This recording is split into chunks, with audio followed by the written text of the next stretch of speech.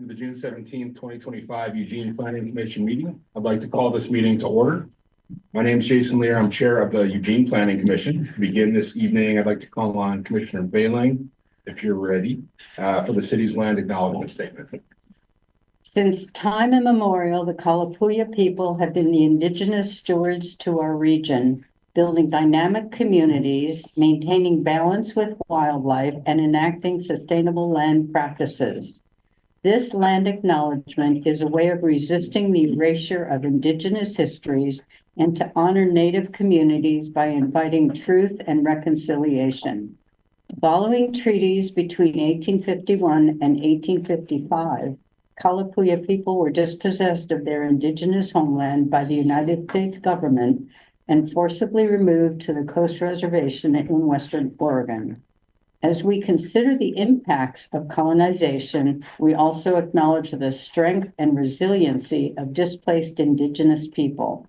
The city of Eugene is built within the traditional homelands known as Kalapuya Ilihi. Kalapuya descendants are citizens of the Confederate Tribes of Grand Ronde Community of Oregon and the Confederate Tribes of the Siletz Indians of Oregon. They continue to make contributions in our communities here and across the lands. We express our respect for the inherent political sovereignty of all federally recognized tribal nations and indigenous people who live in the state of Oregon and across the nation. Therefore, the Planning Commission recognizes that what we do today will affect the many generations who will come after us. Thank you, Commissioner Bailing. And thank you to everyone joining us in this virtual meeting format. Today, our meeting will consist of a work session on urban growth strategies. Anyone wishing to join the meeting online can do so by following the instructions listed on the agenda for this meeting. Planning Commission meetings can also be viewed by watching the live stream available on our website or the broadcast on Comcast Channel 21. Now, I would like to turn it over to Alyssa. All right, I just have good evening, commissioners. It is actually really lovely to see you in person. It's been a while since we had any meetings, and this one's, I think, it feels extra special to be able to see you in person. So thank you for making it. I just wanted to give two really quick updates. First, I want to congratulate Commissioner Bailing, who was recently appointed to another 4-year term on the Planning Commission. So she will be starting that July 1st. So you're finishing up your first term, and yeah, you'll be starting again. So thank you for that. And we will also have a new commissioner joining us in July. Her name is Kathleen Yang, and she is a gynecological oncologist at the Willamette Valley Cancer Institute. So we're excited to have her come. We'll be doing some onboarding with her, and thankfully our first meeting is July 8th, and that's, hopefully she can make it, but that's in person as well. So I think that will be a good opportunity for folks to be able to meet her. So we'll figure out some ways so that there's a little bit of meet and greet with Kathleen. And I think for now, that's, I know the team has a lot prepared for you, so I'm not going to speak anymore, and we will just jump to the main thing. Great, thank you. So good evening, planning commissioners. My name is Terry Harding. I'm the city's principal planning for community planning and design. And I'm joined by almost our whole team tonight because we're all working on this very comprehensive project. So I do want to introduce everyone, or have them introduce themselves quickly. This is our first in-person meeting in a while, and Stuart's very first with you all. You want to introduce yourself? Hi everyone, my name is Stuart Warren. I'm an associate planner on the team, and I'm working on the comprehensive plan side of things. And hi, I'm Rebecca Gershow. I'm a senior planner. I'm also primarily working on the comprehensive plan. Heather McDonald, senior planner, and related to this, mostly the land supply studies, but you also know me with the growth monitoring program hat on. So it's a lot of relationship there. I'm Elena Domingo, associate planner. Mostly ditto to what Heather said, little pieces of land supply study, comp plan, utility planning, efficiency measures. Yeah. The utility player. Hi, I'm Leah Roush. I'm a senior planner. I'm mostly working on housing planning work for urban growth strategies. Great. Awesome. So today we are spending a good amount of time discussing policies that have been drafted to guide our work on housing and compact development and actions that we've been putting together to implement the policies to remove barriers and increase production of housing, jobs, and compact mixed-use development. So for tonight, we have an agenda. We've completed our meeting startup. We're now moving into a UGS refresher and then right into housing policies and actions, which we'll do for the first part of the meeting. We'll have a staff presentation and then discussion, and then break and do the second half of our meeting around compact development, presentation, discussion, and hopefully have you out of here by 8 o'clock. So as a review, let's begin with a short refresher on what is urban growth strategies. This planning project is identifying the tools, actions, policies, and land needed for the next 20 years to support living wage jobs and housing that everyone can afford. At the end of the project, we will have land supply studies, updates to the Envision Eugene Comprehensive Plan and our land use code, and an evaluation of our need to expand the urban growth boundary. This suite of work also advances many of our city priorities shown here on this slide. You can just have a quick look since we're short on time.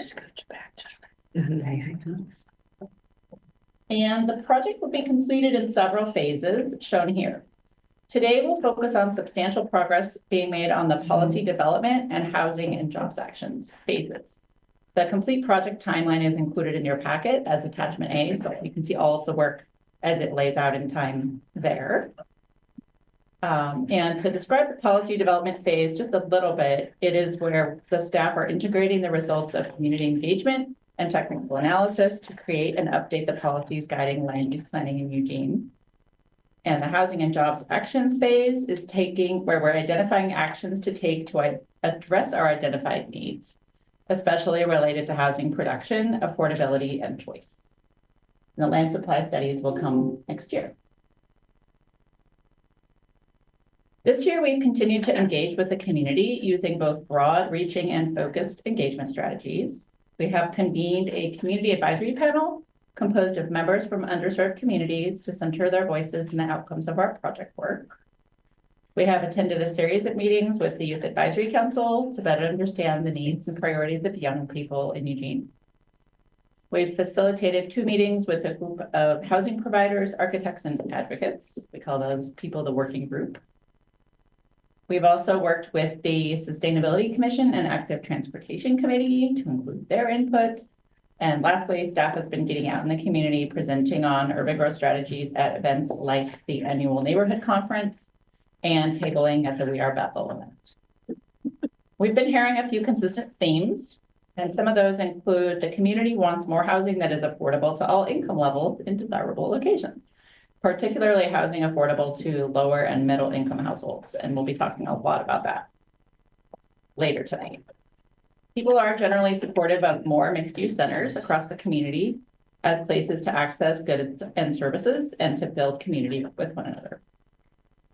The third theme we've been hearing about is due to years of housing discrimination and policy level discrimination, accessing safe and affordable housing is not experienced equitably by members of underserved community groups. And we do have more on that at a meeting in August. We're focusing more on the policies and actions at this meeting. But as a result of those themes that we've been hearing, you will see policies and actions that increase housing production, affordability, and choice, encourage the development of mixed-use centers citywide, and prioritize the needs of members of underserved communities. Terry? Yeah. Could you say again the August meeting? Yes. So August 12th, we'll have a meeting that will go over a project called the Equity Atlas. And that's been looking at the history of land use and zoning and development across Eugene. You'll get to hear a lot more detail at that meeting. Great. And I also should have said that was a fine question, but I would also say we have a lot of content to get through. So keep your kind of juicier questions for the end of the presentation. That one was great. And this is my last slide. The city's already doing a lot of work across the housing continuum, and the work ahead will be challenging and require us to move quickly and boldly. We acknowledge that what we're doing today is not enough to meet our community's true needs. And if any of you watched the council's work session on the housing implementation pipeline, there was a lot of discussion about that. We're going to focus our conversation today on housing and jobs actions we will propose for adoption in 2026 and 2027, as shown on the slide. But there's other work moving forward right now. In 2025, Council has advanced components of the Downtown Core Housing Initiative, including the accelerated MUPT pilot, Downtown Fee Assistance Program, and preparing the North Butterfly Lot for mixed-use high-density development. The city also recently supported annexations and infrastructure investment in the Crow Road area, paving the way, literally, for future housing development. By the end of 2026, we will ask for you to recommend a first UGS package of housing and jobs actions, recommend to the City Council, focused on reducing known regulatory barriers to housing production or to increase capacity on our current land supply, along with the new comprehensive plan chapters and land use designation map. By the end of 2027, we'll ask you all to recommend a second UGS package of housing and jobs actions, as well as a housing production strategy, which will include actions to be taken over the next 8 years between 2028 and 2035 to meet our need. And after all of that, given how great our housing need is, we do anticipate that we will need a UGB expansion to accommodate remaining housing needs. Over the next several years, we'll be working on the steps of the UGB expansion analysis, which will be put forward for adoption by 2030. And one last thing before I hand it over to Rebecca, and that is that we're going to City Council next Monday night for a work session, largely presenting this same information. We don't get 3 hours with them, but we don't have enough time between now and then to incorporate your input. So we'll be presenting pretty much the same thing to them and then working over the summer to incorporate feedback from both groups as we refine the packages. Okay. I hand it over to Rebecca for Thank you, Terry. policy. I'm going to start we're doing our comp plan policies out of order. They are in your attachment C in your AIS if you want to follow along. We're going to start with housing, which is chapter 4, because then we're going to talk about housing actions. And then Stuart, after our break, is going to talk about compact development and urban design, which is chapter 2. So in that attachment, you need to skip ahead to chapter 4 if you want to follow. And I'm also going to do a touch of background, which I believe you all already know, and we have discussed this at previous meetings, but just for the record, I wanted to share again that what we're doing is shifting the Eugene specific goals and policies for land use from the Metro Plan, which is shared with Springfield and Lane County and Eugene, over to Eugene's specific comprehensive plan.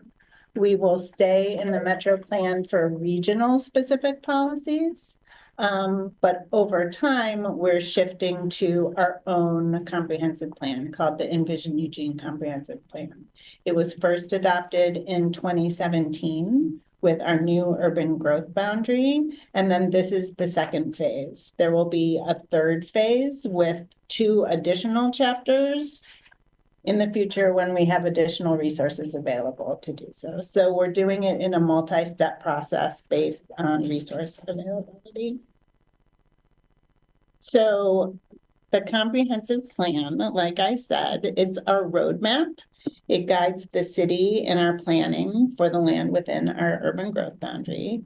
It's informed by years of community engagement upon which our work is based. And each chapter, we're a little slow tonight. Keep going, keep going.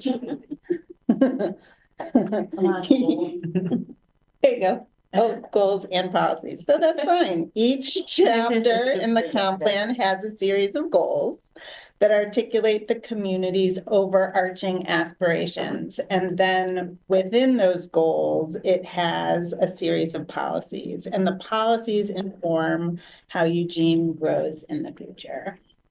Specifically, the comprehensive plan guides the work of city staff in our land use planning once those goals and policies are adopted. So work like updating development regulations, long-range planning projects, community engagement plans, and prioritizing projects for funding. So speaking of community engagement, chapter 1, community engagement, is the first chapter that we're working on as part of this phase. We shared that with you back in January or February, maybe February. And got your input on it then. So tonight we're focusing on chapters 2 and 4, compact development and urban design and housing. We're also working on a chapter on community health, which we will come back and talk to you about in July, as well as jumping ahead to chapter 11, our land use chapter, which contains our land use designation map, which we'll also be sharing with you and talking with you about in July. Those are already available on our Urban Growth Strategies project page, and we've been getting public engagement on that. So if you're interested in reviewing them before your July meeting, we welcome that. We're also working on a public facilities and services chapter. That's chapter 8. Elena's lead on that. That's going to come with a Eugene specific public facilities plan. And that one we're waiting a little bit on because we're planning to do the adoption for that in 2027 instead of 2026 because of the public facilities plan component. So that's a lot, but those are the 6 chapters that we're working on as part of phase 2. Okay, so I'm going to talk about our housing policies, and then do a little bit of background on why we're doing this work again. So this chapter, the housing chapter, is, like I said, it's in your attachment C. It's organized into 4 goals and it has 29 policies, and they're organized into policies on production, affordability, choice, and fairness. And the draft goals and policies plan for housing that's affordable to all incomes, with a particular focus on lower and middle income households to meet our identified housing needs.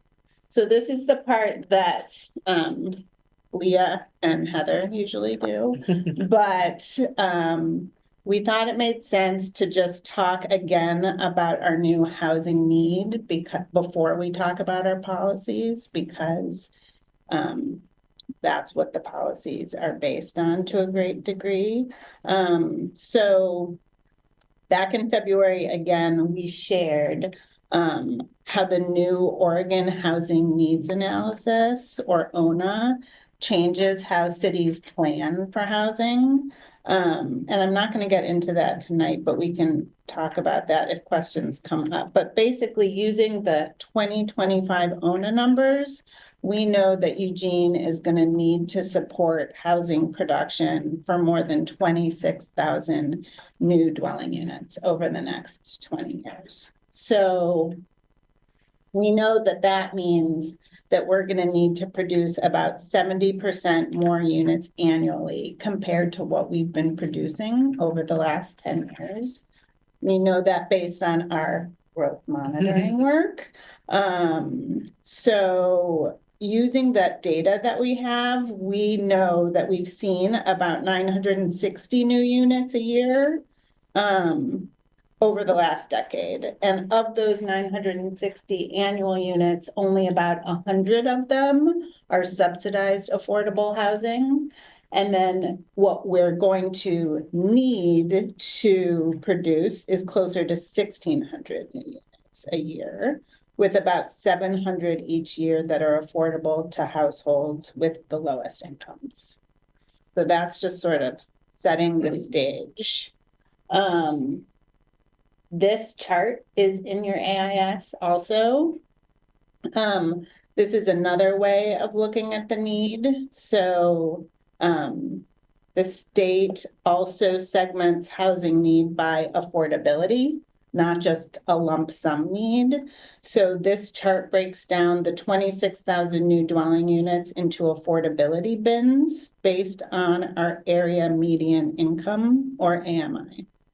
So on the far left in green are the new units needed for households with the lowest income levels. So these are the folks making less than 80% of the median income, typically a level of affordability that can only be produced with subsidized housing. So for a household of 4, this group is earning up to about $67,000 a year. So the next category, the moderate income, those are households of 4 earning between $67,000 and $107,000 a year.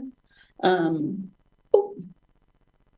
finally, the column on the right is our need for market rate housing, which we also have, which are households earning more than $107,000 a year. So the bottom line here with this chart is that we have an immense need for housing, especially housing that's affordable to households with the lowest incomes. Excuse me, while simultaneously we're seeing declining federal resources, and the funding we currently have isn't going as far. Okay, so our first goal is on housing production. And it reads to develop and facilitate tools that increase the production of new housing, creating a supply of housing that meets the needs of current and future residents. So we have, like I said, there are 29 policies in this chapter, so I'm not going to go through all of them. I'm just going to highlight here a few of them. We have a few example policies, and we're happy to talk about any of them, but some are 4.1, removing barriers to housing production. 4.2, incentives to increase access to housing.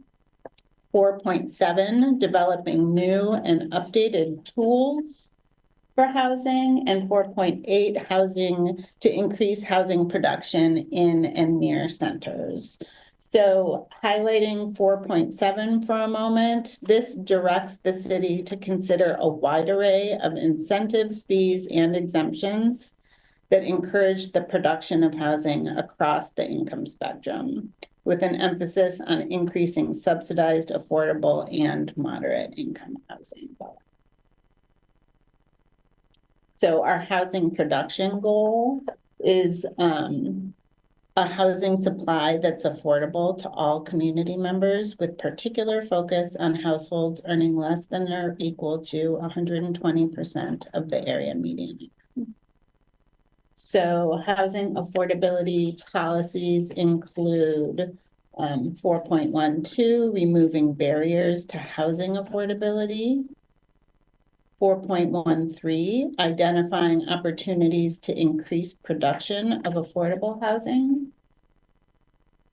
4.14, to increase production of moderate income housing.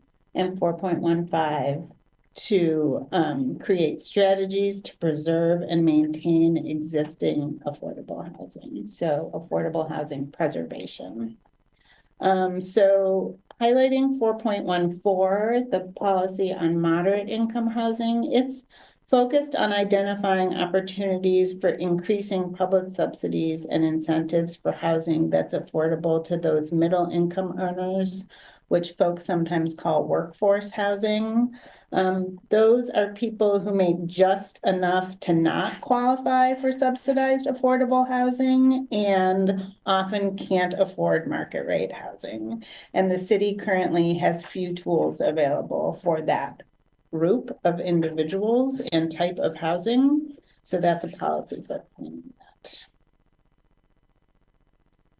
So the third goal is on choice and diversity. It reads, a housing supply that accommodates the diverse housing needs and preferences of community members, including but not limited to housing types, locations, and characteristics such as cost, size, accessibility, and ownership. So this goal has 7 policies. A few that we're highlighting are 4.17, housing supply, 4.19, supporting the development of housing for seniors and people with disabilities, allowing more manufactured housing, 4.21, and 4.23, increasing home ownership programs. So the housing supply policy, Stuart and I had a couple of meetings with our community advisory panel, specifically on these 2 chapters on housing and compact development and urban design. And what we heard from them was that there's a number of panel members felt that there's a disproportionate amount of low-income housing in less desirable areas of the city, particularly around industry, and less available housing that they can afford in more desirable areas of the city, like specifically around parks, which was talked about. So this policy provides direction to the city to increase our housing supply in a variety of ways that meets the diverse needs of our community. So things like providing different types of housing with different characteristics in a variety of locations, such as more options closer to parks or schools. So the last goal is on fairness and equity in the housing chapter. It reads to provide fair, equitable, and affordable access to housing, and in particular for people from underserved community groups. So 4 policies in this section include policies on fair housing, disparate impacts, sheltering, and housing dispersal and integration. So we know, again, we had this conversation with our community advisory panel, and we also know through demographic data and hearing folks' lived experiences that people from underserved community groups in Eugene don't have equal access to housing when compared generally to the white population. So many historic actions have contributed to this, and there are ongoing discriminatory practices, that continue this inequity. I'm having trouble talking. So the disparate impacts policy directs city staff to review and revise land use regulations that create inequitable impacts for members of underserved community groups. So one sort of simple example of this is potentially updating our multi-unit design standards. This process creates additional requirements for apartment buildings in certain areas that aren't required for single-family homes. And sometimes these additional requirements for developers can mean additional time and additional cost that can be passed on to folks as higher rents. So looking at revising this process is one action that could come out of this policy, and one action that we have included as a potential in our list that you'll hear about in a couple of minutes, I believe. Okay. So with that, I'm finally turning it over to Leah. Thanks, Rebecca.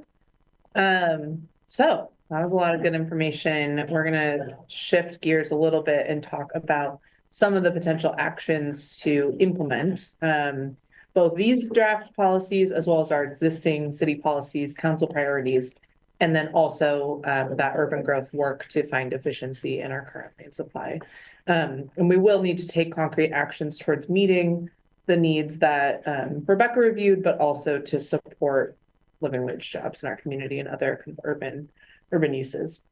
Sorry, I have my back.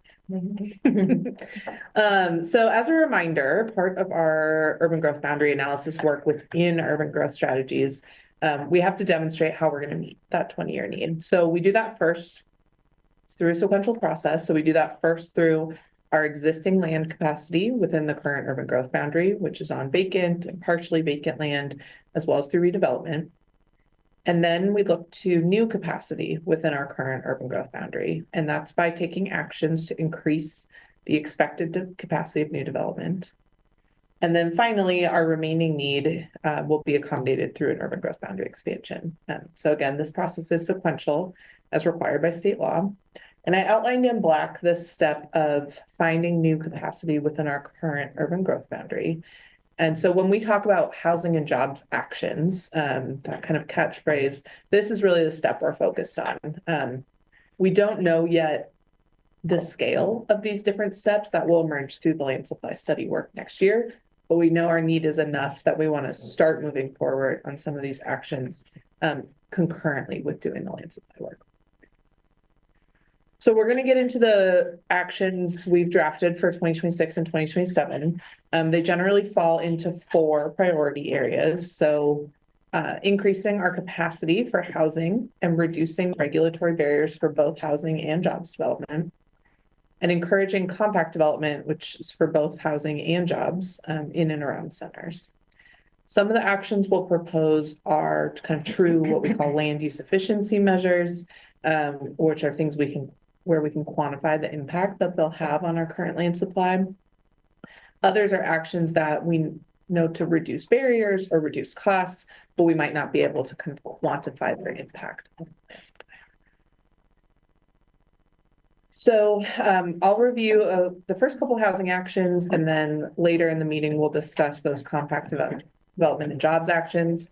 All of the actions are in attachment D of your packet. There's that full list and summary there. I don't have time to review them all today, similar to the policies, but we're going to focus on just a handful of them tonight. Of course, welcome your feedback and questions on any of the actions and what you think may be missing from our list. Some of the actions are further along in terms of how far we've explored them or developed them so far, but our proposed actions for 26 and 27 are to allow micro-village housing as a new housing type, to explore a program to allow developers to defer their system development charges or SDCs, to update our zoning and land use designations for the Royal Avenue node, to move forward with several strategies to encourage more voluntary annexation, to increase average residential densities in our low density residential areas, to further adjust density standards in other areas based on the results of the land supply studies, to make site-specific zoning or designation changes in order to unlock development potential, to review our land use code to remove or reduce regulatory barriers to housing development, and to explore new or expanded financial incentives.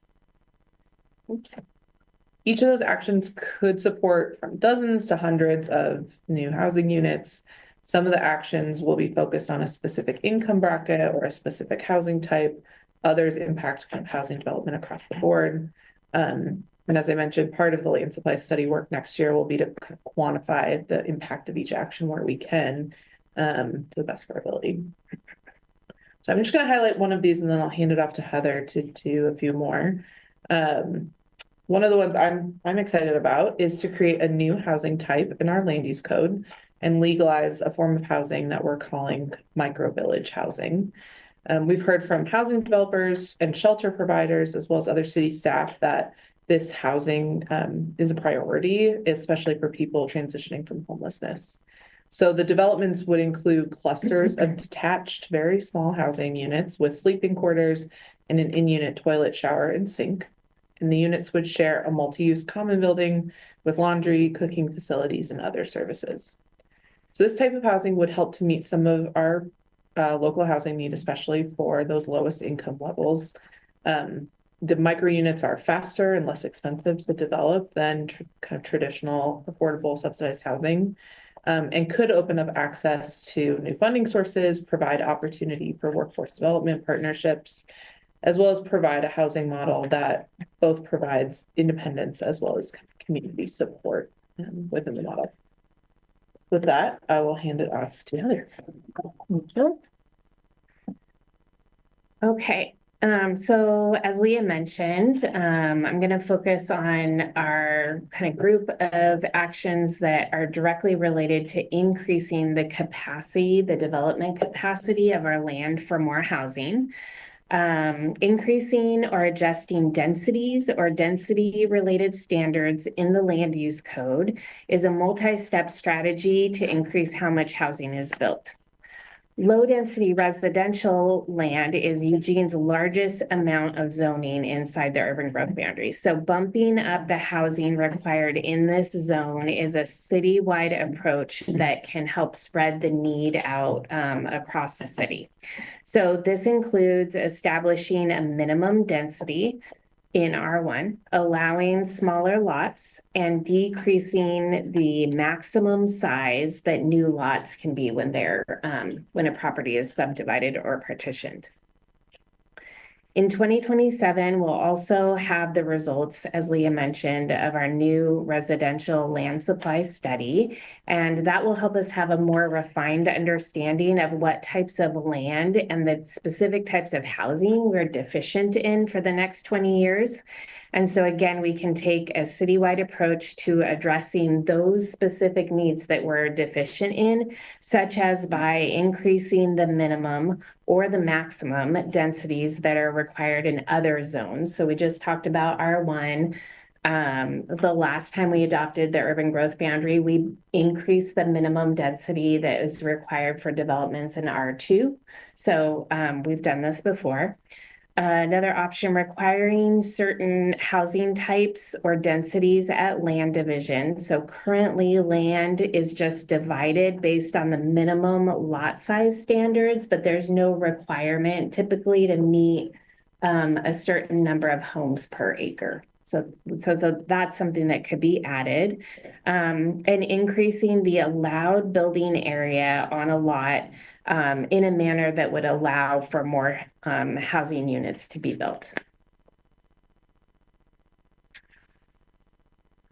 Then there are what we are calling surgical changes. So this will be part of both our 2026 and 2027 adoption packages. In 2027, specific sites are likely to be considered for redesignation or rezoning for housing. And that's again based on the results of the land supply studies and what types of land or housing that we're specifically deficient in. So currently we are limited in the amount of rezoning or redesignation that can be done until we have those new studies. And so that's why this work is pushed off a little bit till 2027.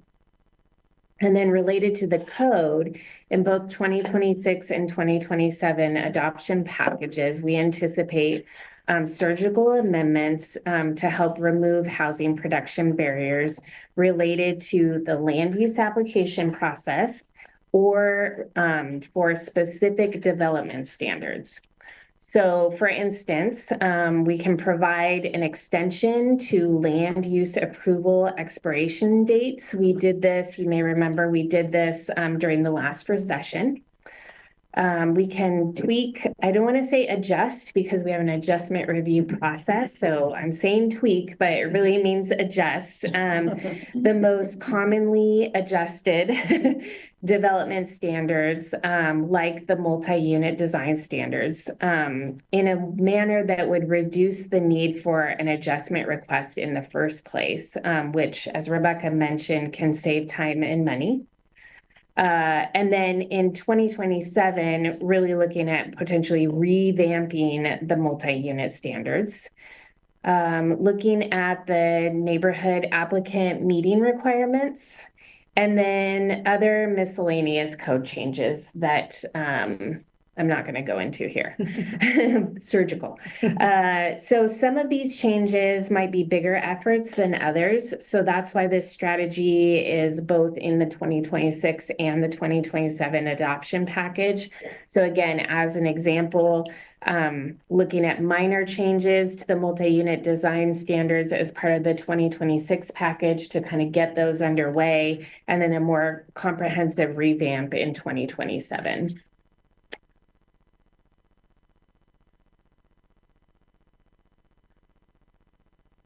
Right.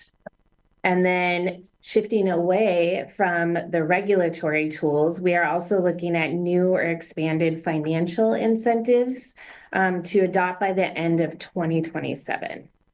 Staff are discussing possible incentives that have been sourced through research and community engagement. So this is what we've been hearing and what we've been researching. We expect to propose a new, what we're thinking of as a housing acceleration pilot program, proposing that to City Council, potentially focused on supporting moderate income housing within and near or around centers. This specific tool implementing this incentive program could be through loans, it could be through tax exemptions, it could be through system development charges reductions, that's a mouthful, or fee assistance or some other kind of financial tool. So we haven't landed on that yet, but we are exploring the possible scope. Right now, we're in the process of exploring the scope of the incentive and what the different, what the administrative needs would be for these different types of tools, because administration of any new tool, especially a financial incentive, is going to take additional funding for staffing resources. So that's important to consider. And then the housing production strategy. Terry mentioned this in the beginning. We're also starting to put together a longer range set of actions for our future housing production strategy, which is a state mandated component of our urban growth boundary planning. Every 8 years, we'll pull together an adopted action plan, which is the housing production strategy, to advance housing affordability, production, and choice. So in coordination with the land supply study work, staff are analyzing fair housing issues to be addressed through the housing production strategy, clarifying our needed housing types, characteristics, and locations. You've heard us say that phrase a couple of times. You'll have to get used to it. That's new language in the rules, in our housing planning rules. And continuing community engagement and research to help develop a draft 8-year work plan, the housing production strategy. So this will come back to you for your recommendation in 2027. And seeing back to Terry. Excellent.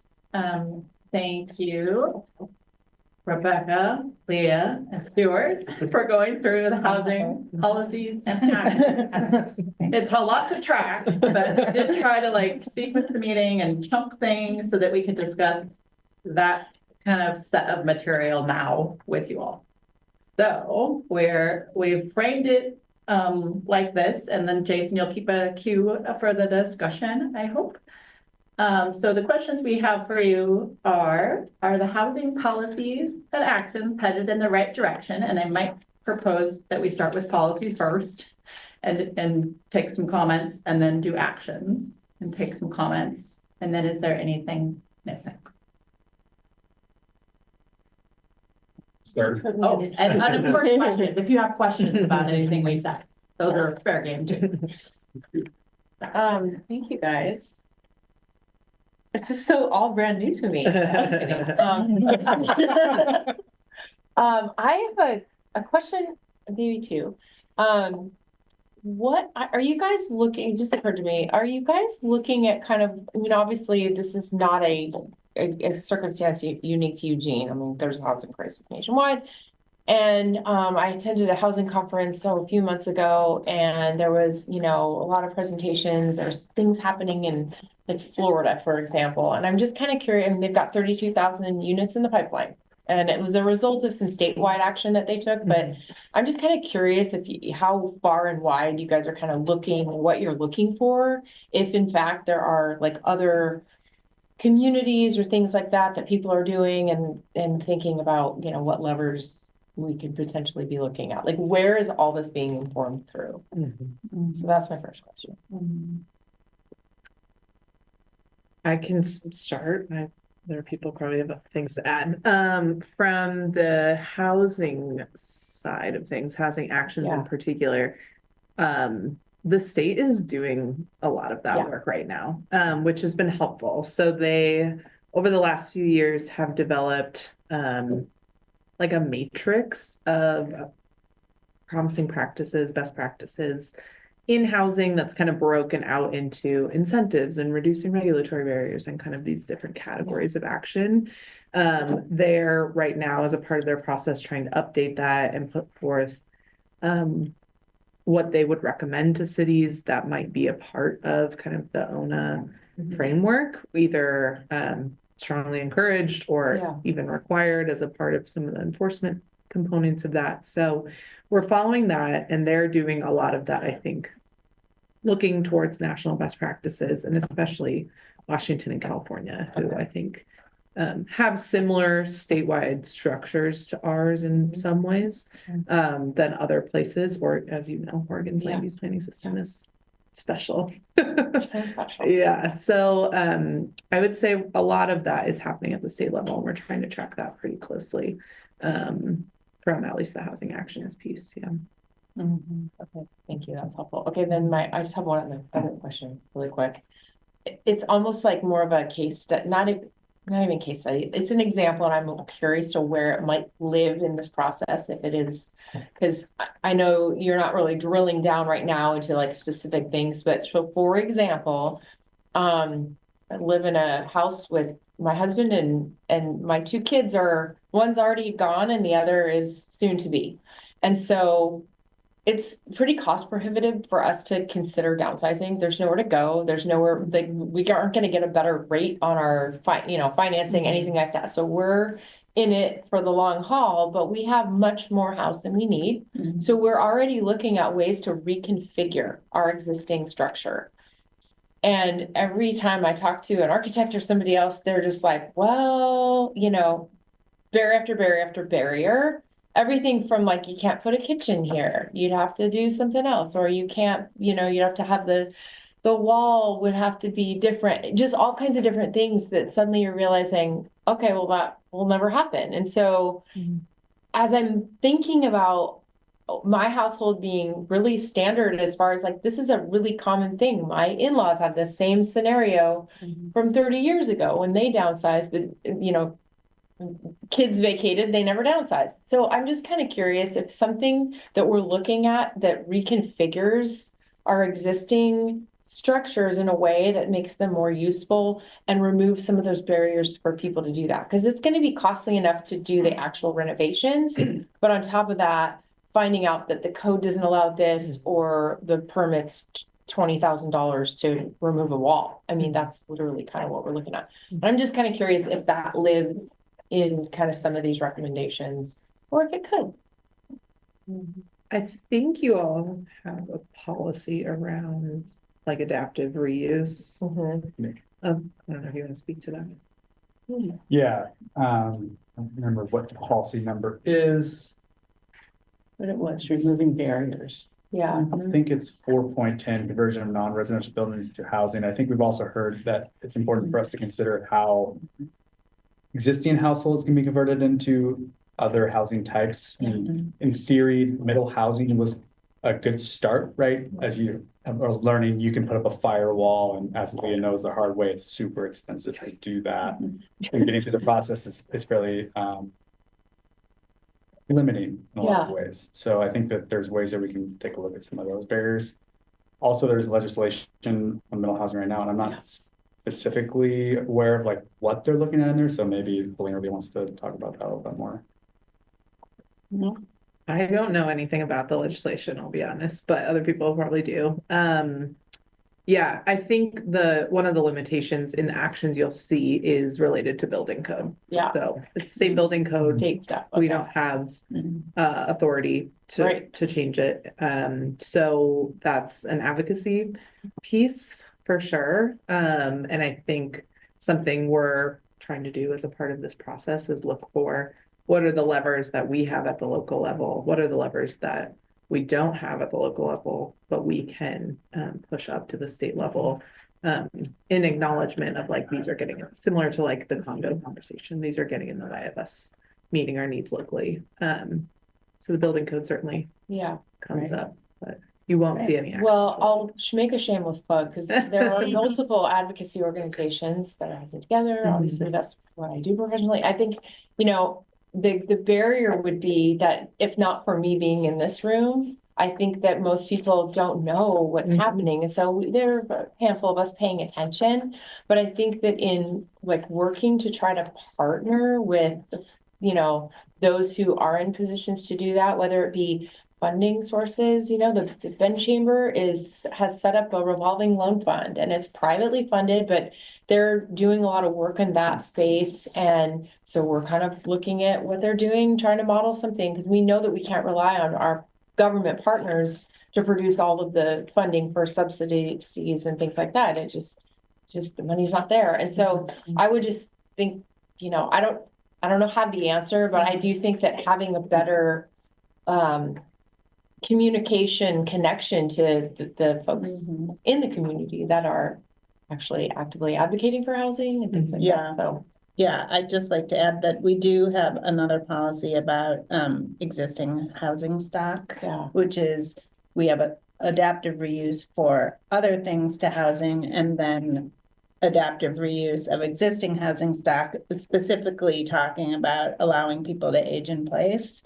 But it also focuses, because we don't do the building, right. we don't build the housing. So this policy is actually focused on working with public and nonprofit partners on strengthening the opportunities to do these types of things.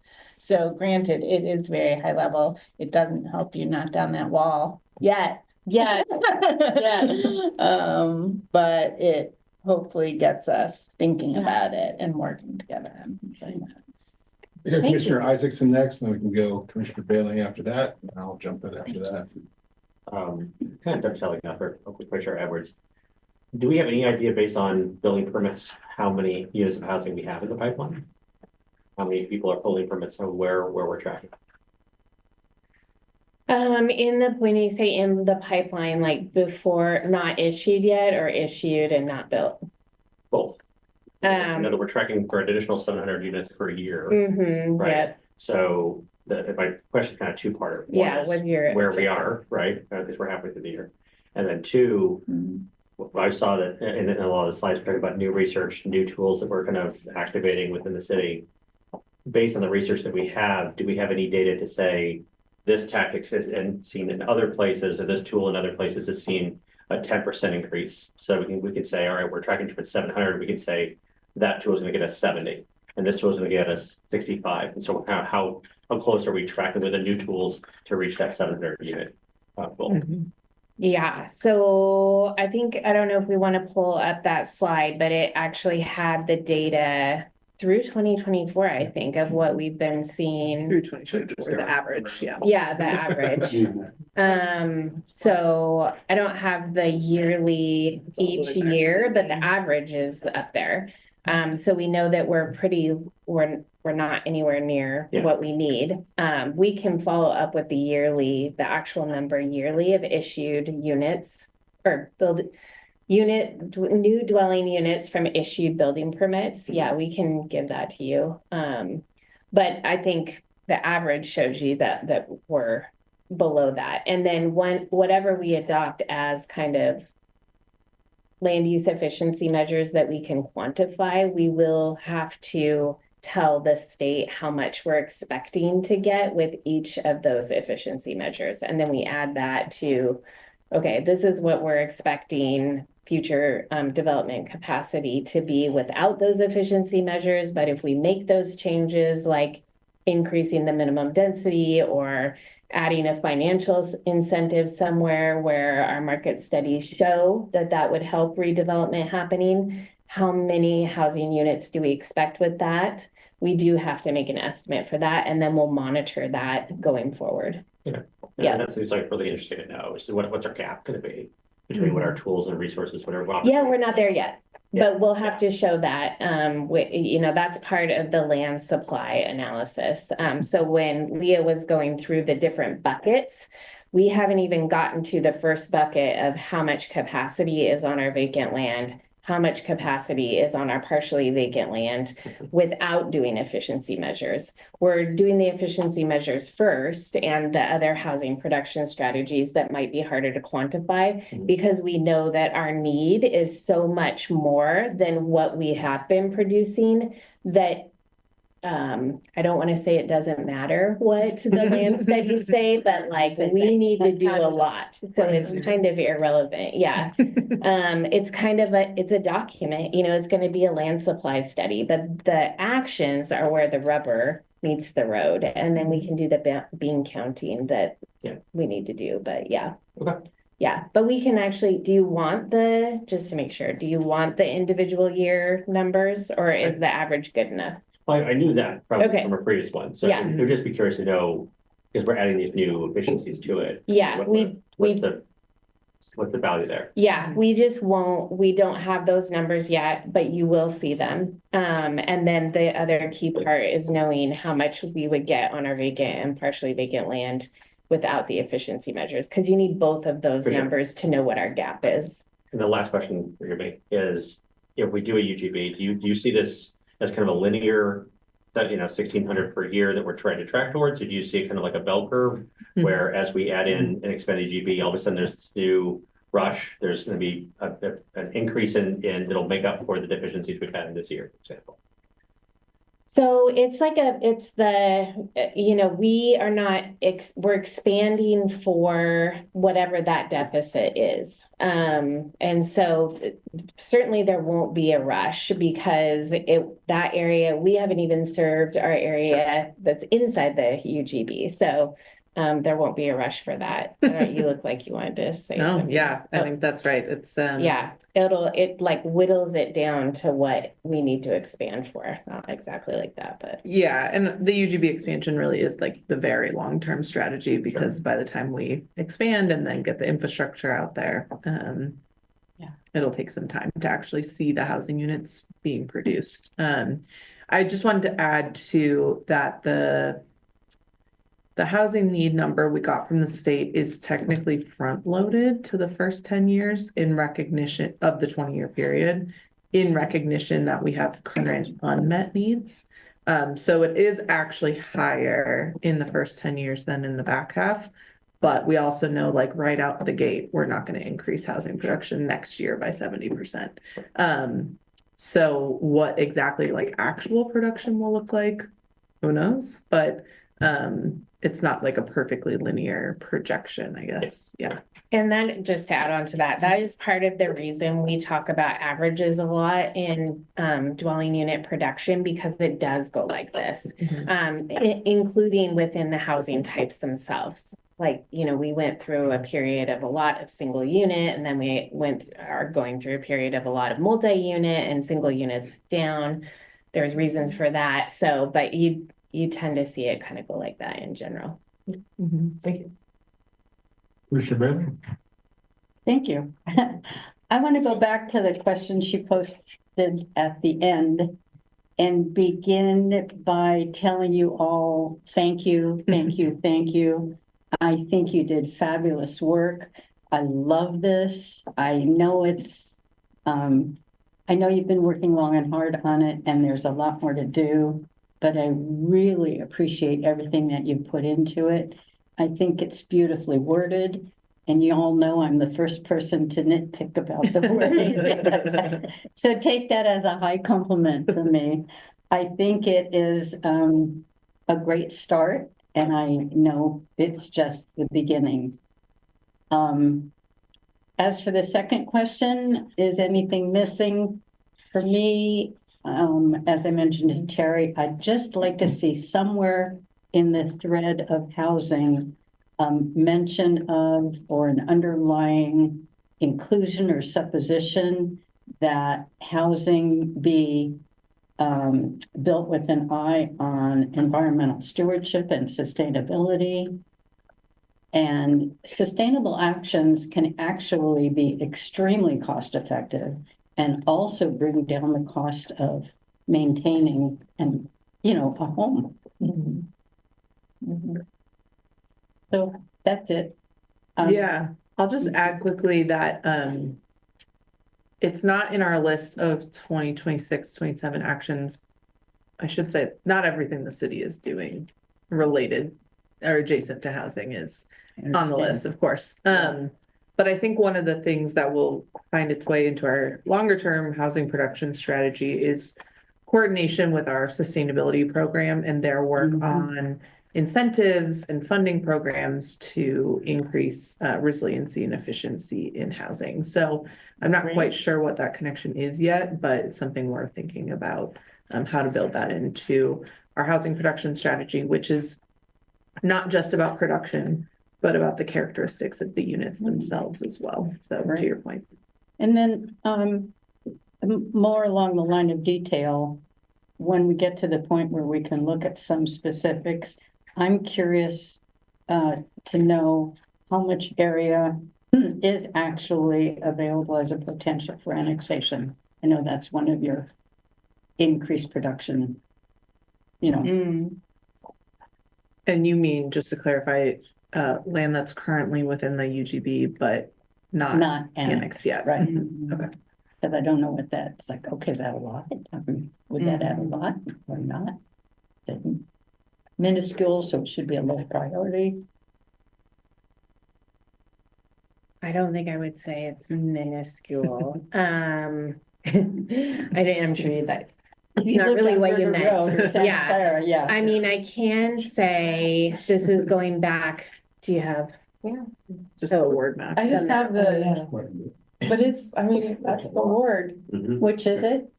Ward 7. River Road, Santa Clara. All the pink? All the No, not white, pink, white. all the white. Not pink. Yes. It is a lot. Yeah. It's all North Eugene. It's a lot.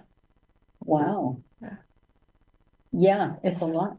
And a lot of that land is already developed.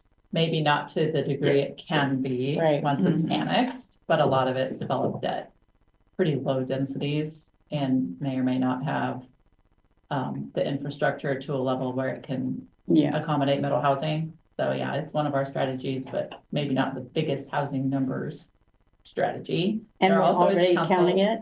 Sorry. Yes. We're already counting it. We're already counting it. Yeah.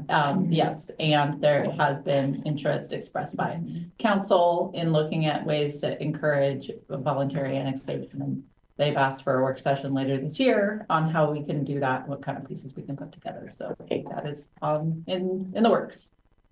I will just add that in 2021, we ran the buildable lands inventory, like a snapshot of it for monitoring, and it was like 40% of our residential buildable land supply was unannexed.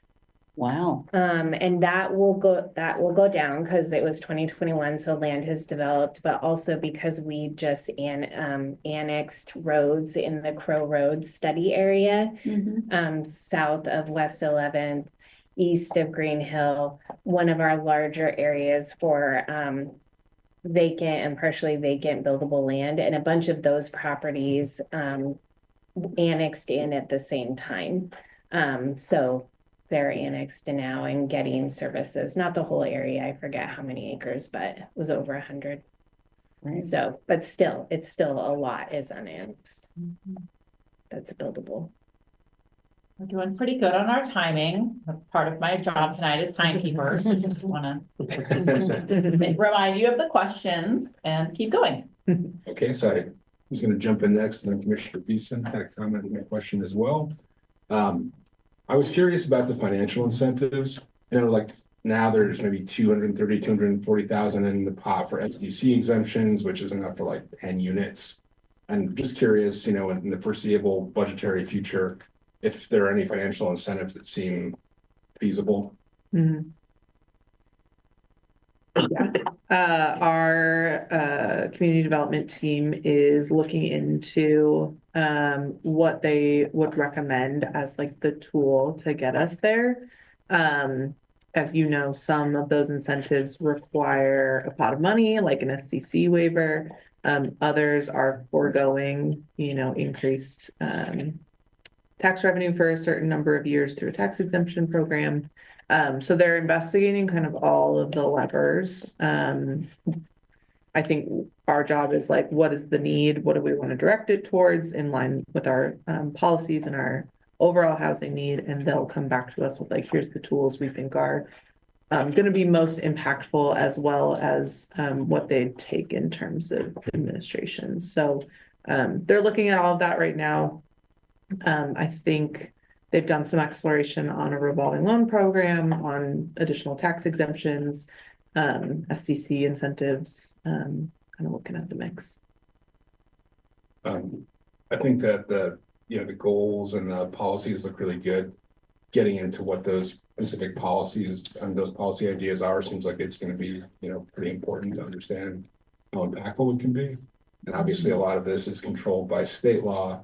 So, I'm wondering, there's got to be a couple of like biggest targets that seem like things that we can affect locally without having to spend a lot of money, which isn't necessarily available. I'm kind of curious if you could be a little bit more specific about any of those ideas. For policies, it's tricky because this is a long range plan, right? And so we want to write policies that are going to hold true for some time so that they're not so specific that we have to update them, amend the comp plan, it's out of date right away, or it's too general and vague and thus meaningless, right? So I would say things like 4.7, we worked on a long time. It's our new and updated tools policy for housing production. It's a bit of a shopping list, but what it's trying to do is set the stage for a wide range of tools like incentives, exemptions, things that reduce regulations, increase capacity like minimum density requirements, give us opportunities to update system development charges, looking at tax exemptions. Like there's a long list of types of actions in here that's charging us to, as staff, to consider for different types of housing, for affordable housing, moderate income housing, accessible housing, housing in centers, near downtown. So it's giving us the policy basis for a lot of the actions that we are interested in researching and bringing to you and bringing to council for potential implementation. So I don't know if that really answers your question. None of these are like quick and easy. Is there no low-hanging fruit? Well, I would add that last time we did this, some of you might remember the little graphic with all the boxes. We used a version of that last time, and by the end, we had numbers in each box. So numbers of units anticipated to go on vacant land, numbers of units through rezoning, numbers of units through new incentives. And we will get there, and certain actions will have more bang for the buck than others. But as I think a couple of us have said, we aren't there to do that yet. But we are trying to take that list that Leah referenced from the state. There's some research out there, like cities have found that upzoning has resulted in more housing. That's kind of a natural example that makes sense intuitively. You take land around a center and you give it the next level of zoning, there's an not instant, but short-term realization of additional units that could be built, and we can measure that as an example. Does the state law allow us to, in a city, choose any density for any zone that we want? They give us a lot of latitude. I think we start from a place of what are our needs, and then we try to design the tools that will get us to the needs. But if we just wanted to increase the number of units in R2 and city council approved that, I don't know if planning commission signs in, is there any prohibition in state law against making those kind of adjustments? Not that I can think of. It's been more of a gradual pivot towards allowing more density and focusing more on housing production than in the past. I would say that. But I don't know, we tend to look to Portland as the most kind of aggressive example in the state, and they have been doing some pretty aggressive things to increase housing production in the short term. I mean, the state does have general brackets for a low, medium, and high density residential as guidance. So we have generally followed those, with the exception of like middle housing being exempt from maximum density.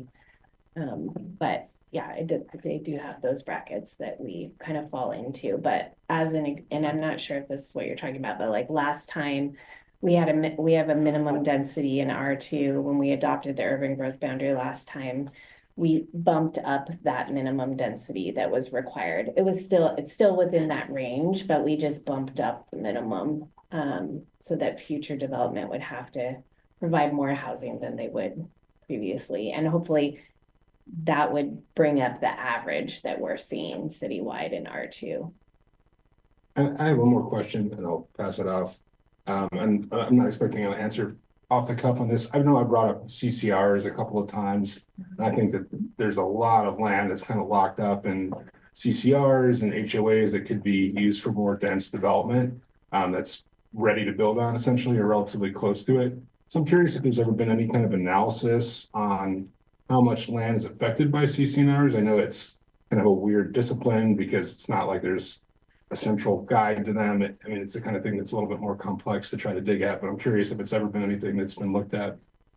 It's pretty complex. I mean, to find out, you would have to go back and research all the CCNRs. There was some analysis that was done, and there has been analysis done in smaller jurisdictions, but I guess what I would say is that the rules are being written right now. We've talked a little bit about the ONA implementation rules at the state are continuing to be written. And one of the things that they're considering is adopting a whether it's a safe harbor or some provision in the rules that would allow a city to assume that a certain percentage or some other way of acknowledging that not all of your land is actually going to develop in the 20-year period. So that's not just about CCNRs, although that's been raised a lot. And it would be a pretty big burden for the city to research all of the CCNRs and also their private agreements. We're not subject to them. Some of them are enforced on a private standpoint, others are not. So there's just like, we just kind of like, that's a separate thing that's happening.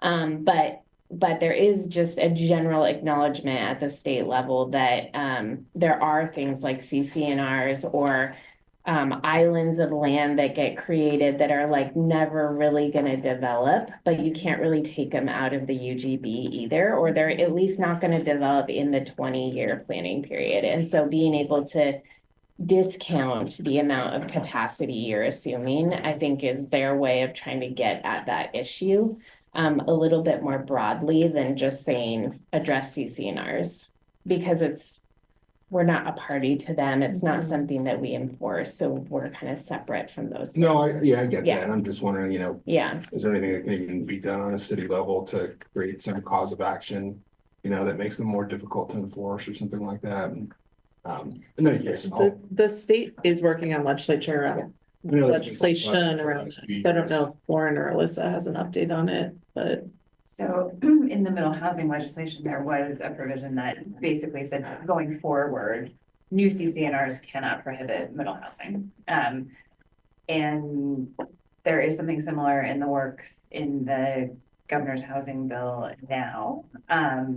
It would purport to reach back to currently adopted CCNRs. I have questions about how that works, honestly, but that's a state issue. So if, you know, if that bill passes as I have last seen it written, it may include a tool to kind of to deal with existing Middle housing, maybe. Mhm. Is that the focus of it? No, I mean, it's beyond that, but it's also, I have to admit, it's been a while since I've really like delved into that. It's a big bill. So, I'm not totally up to date. Appreciate all that. Commissioner Beeson. Okay, well, I have a comment, and I understand in interest of time, I'll see if I can be sort of brief, which is hard for me at times. I said when I walked in here tonight, this is an abundance of material, and as Commissioner Bailing said, this is really good work. I appreciate it a lot. I've been to a number of the community meetings. I've tried to follow along on this. I absolutely appreciate the way this is all organized and the way that, you know, it's all put together. Part of that for me is that as this goes out and becomes public, it begins to kind of set the parameters for the discussion about it in the community and how the input's going to come in and how people are going to address it. For me, there is so much, and I, for better or worse, am going to focus on housing and the need for housing and the need for affordable housing. So I find myself as I go through all of this material, I guess I want to make a comment. It's a little bit specific. I'll be brief, but I find myself going to, on page 32, you talked about your actions under consideration. There's a list of 10 items. And I pondered that for quite a while. They are all very good, clearly things that we should be doing. But I found the item F, and you called it out and talked about it, increase average density or densities in low density residential. Jumped out at me as something that I think is really important. I've become a proponent of increasing density in the last certainly 8 months to a year. I think those kind of things can possibly be pretty complex and difficult discussions as you take it all the way through final decisions by a council multiple years from now, whenever that is.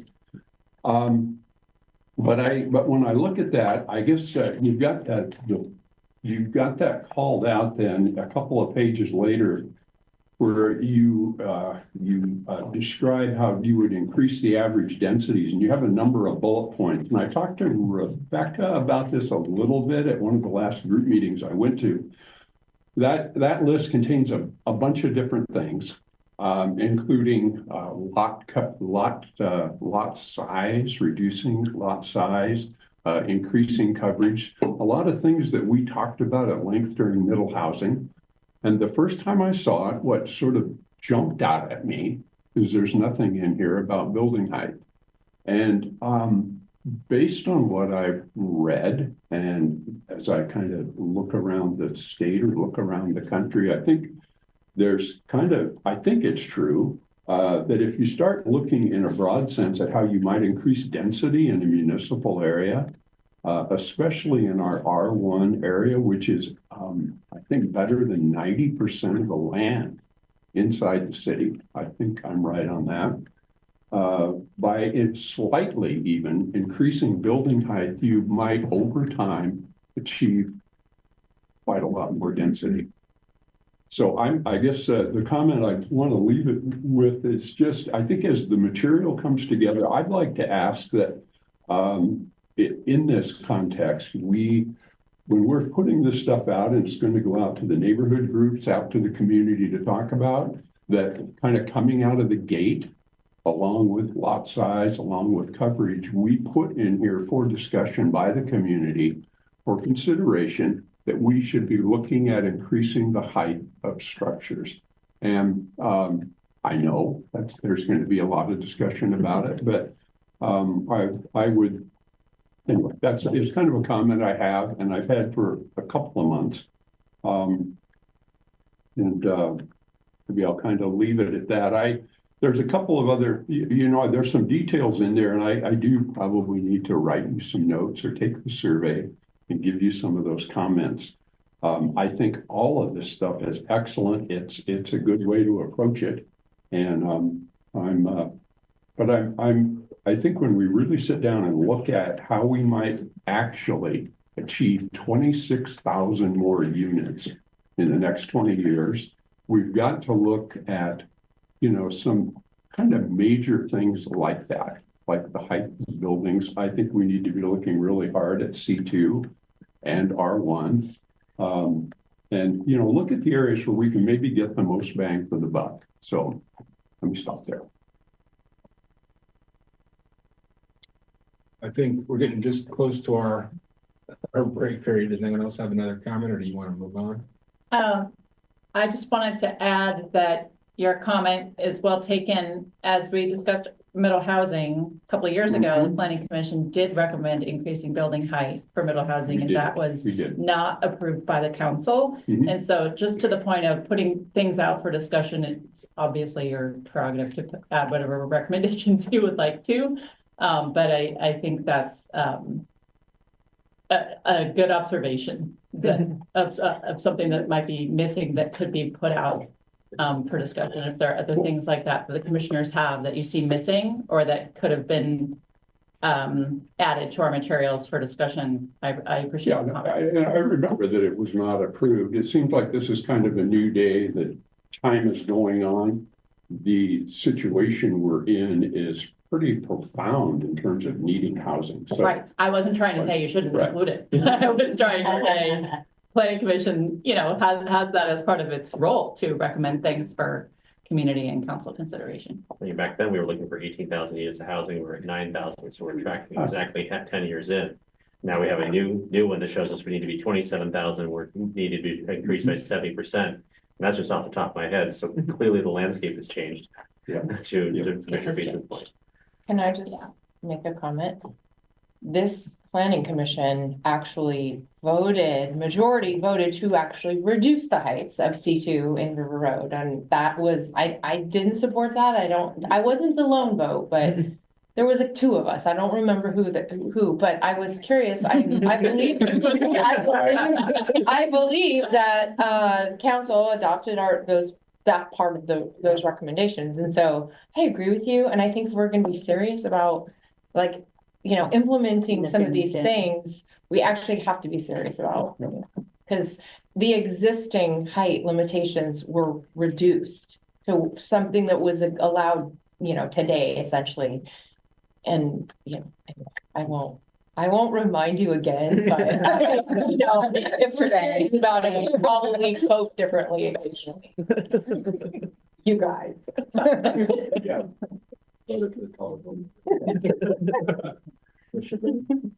Before we leave the topic of housing, I have two other comments about it.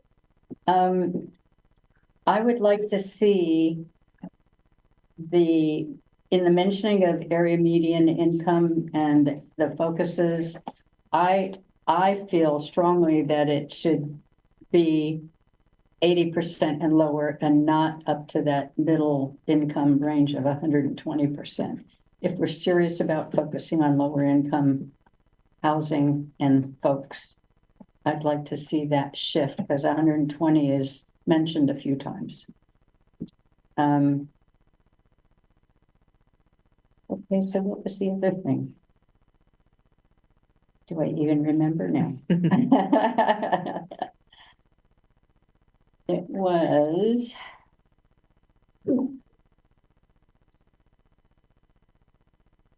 I don't remember. I'm sorry. Didn't mean to waste time. You can bring it back to us. There's always time. Yeah. That's great. Okay, thank you. And if you think of other answers to this question, be sure to reach back out to us. We're going to take a 5-minute break. Might be optimistic, but there's food in the room. We're just going to break for 5 minutes on the Zoom meeting and come back at 6:35.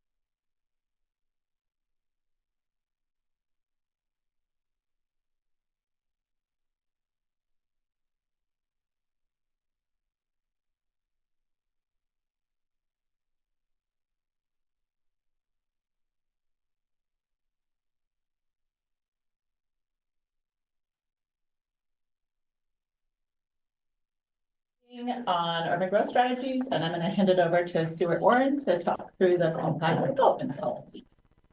All right, so I get to talk to you all about one of my favorite topics, which is compact development. And then I'll pass it up to Heather to talk about action. So I'm going to focus on the comprehensive plan, goals and policies, and then hand it over to Heather for actions. The compact development urban design chapter currently has 3 goals and 15 policies. And this framework is built around using land inside the urban growth boundary in an efficient and attractive manner that increases opportunities for people to live in complete neighborhoods with access to goods and services. The chapter also introduces new policies on planning for specific centers and corridors with commercial and residential uses that are intended to increase access to daily goods and services while reducing the need to rely on an automobile. And so I think a lot about compact development and like, how are we connecting people to the place that they need to go? And it's not just that physical connection like down the street, it's actually arranging our urban fabric in a way that makes it easier for people to get to those places.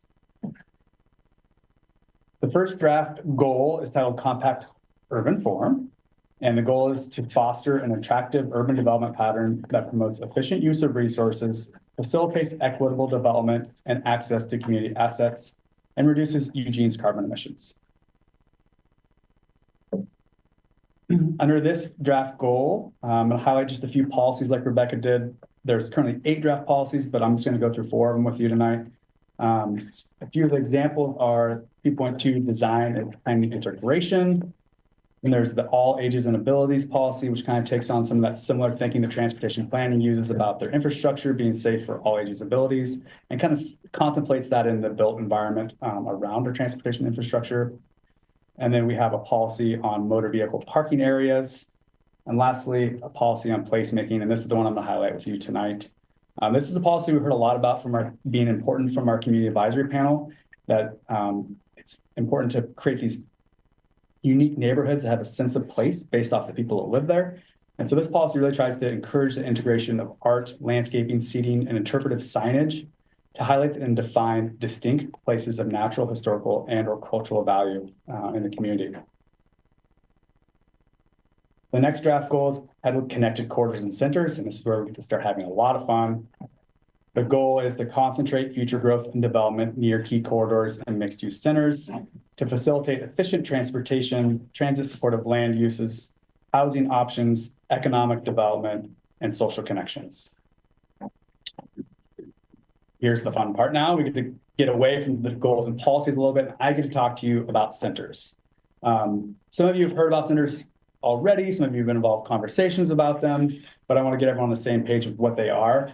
So on the right side, we have an artist depiction of 3 different types of centers. Notice the colors for each of the labels. Those will become important on the next slide. So centers are one important strategy for supporting compact development in Eugene. We've been doing a lot of this planning already, but now we're just making it kind of institutionalizing it through a comprehensive plan and doing this planning citywide. Centers come in a range of sizes. We have our downtown center, which is our largest one, our medium-sized core commercial center, and then the smaller neighborhood centers. Centers are community and climate friendly, meaning they're bringing goods and services closer to people's doorsteps. They're connected. A lot of them are along frequent transit service, and they will be planned with high quality infrastructure for people who walk, bike, and ride the bus. And lastly, they're comfortable and safe. And this is a quality we hear a lot about when we're talking to the community, that these aren't just places of commerce. These are places for community to gather and build like social networks. So there's that aspect to centers as well, but we find it really important. So I'm happy to announce that we have a draft map for you all to look at. It is in your attachment if you want to take a closer look. Some of you have seen this already. But we want to talk about like, how do we get here? So over the past year, we've been out in the community talking about places people like to go in their neighborhoods. What do they have access to now? What would they like to have access to in the future? So we did that through a couple different methods. We had a citywide digital mapping tool that allowed people to go in and place pins on the map in the places they go to in their neighborhoods. We also did that same exercise with folks in person on just paper maps, which was really fun and interesting to talk to people about their neighborhoods. We also hosted a series of focus groups. One was with Youth Advisory Council, which was really fun to talk to young people about the way they experience their neighborhoods. We've talked with the Community Advisory Panel and the Housing and Developer Working Group as well. Next, staff took all that input and we did some research. We started looking at our land use designation maps, our zoning maps, and started identifying areas that kind of had these qualities existing or would be a great place for the future center to be. While doing that, we excluded areas that were adjacent to industrial areas. Our commercial zones allow for residential uses, so we want to try to keep folks away from those industrial areas when possible. And lastly, we went through a couple different refinement plans. We looked at things like the River Road Santa Clara plan and pulled out some centers that were already identified in those plans. Additionally, we've been working with the Bethel through the Bethel neighborhood action planning process, and we were talking with the Bethel community about places they would like to see in their neighborhoods. So we tried to incorporate those things as much as we could into the center's maps as well. And like I said, the different colors on here correspond to the different types of center. Yellow being downtown, orange are our core commercial centers, and red are smaller neighborhood centers. On to the key corridors aspect, this map also has our key corridors shown by those dashed lines. You'll notice that there are arrows at the end of those. We anticipate our key corridors to evolve with time as our community grows. Key corridors are another important priority for us for supporting compact development in Eugene. This is something we already do. We're just including a map of our key corridors on our citrus map, so they're held in one place. These were adopted in the transportation system plan 2017. Our current key corridors are portions of West 11th, Highway 99, River Road, 6th and 7th Avenues, Coburg Road, Franklin Boulevard, and South Willamette Street. These key corridors connect people to the many key destinations they need to get to, like downtown and some of our core commercial centers. And lastly, these key corridors have public transit. Some of them already have frequent transit or benefit from frequent transit service in the future. So back to our goal, connected corridors and centers. We have draft policies on increasing development in or near centers and along key corridors. The centers policy also creates 3 different types of centers, including our downtown, the core commercial center, and lastly, our neighborhood center. And another policy in this section talks about the transportation centers. So that transportation should be high quality infrastructure for people who walk, bike, and ride the bus.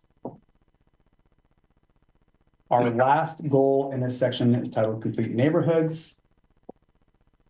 And the goal is to increase opportunities for people to live in well-connected, safe, and healthy neighborhoods with diverse housing options and access to food, parks, schools, jobs, and social spaces within an easy walking distance. Under this draft goal, there are 3 draft policies, including the design and development of complete neighborhoods, historic preservation, and neighborhood serving commercial. And I want to highlight the design and development of complete neighborhoods. There's some sub policies underneath this policy as well. And this policy basically says to support the design and development of complete neighborhoods where people of all ages, abilities, and incomes have safe and convenient access to daily goods and services. We've heard from a lot of folks in the community that it can be difficult to find housing in the neighborhoods they want to live in. So this policy is trying to make more of those neighborhoods where people can find the goods and services they want close to home. And with that, I'm going to pass it over to Leah. Thank you. Not there yet. Okay, so similar to the housing conversation, we want to advance these draft policies and our existing city policies on compact development.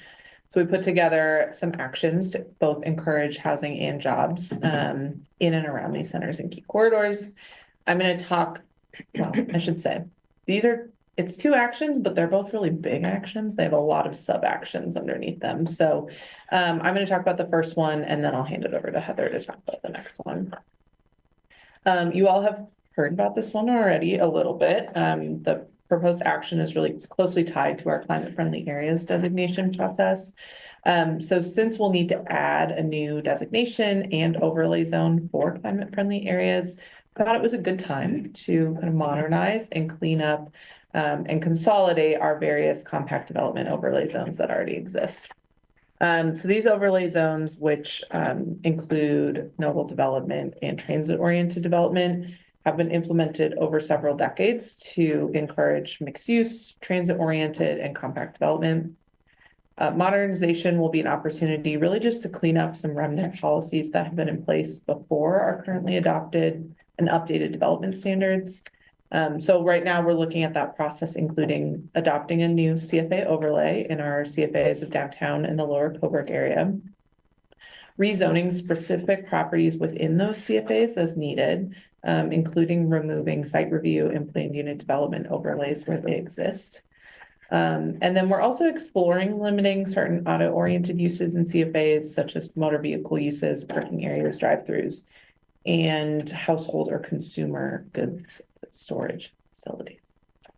Outside of our CFAs, we're proposing to actually remove our transit-oriented development overlay, which is downtown, and removing our nodal development overlay and zoning citywide. So that, I'll hand it off to you.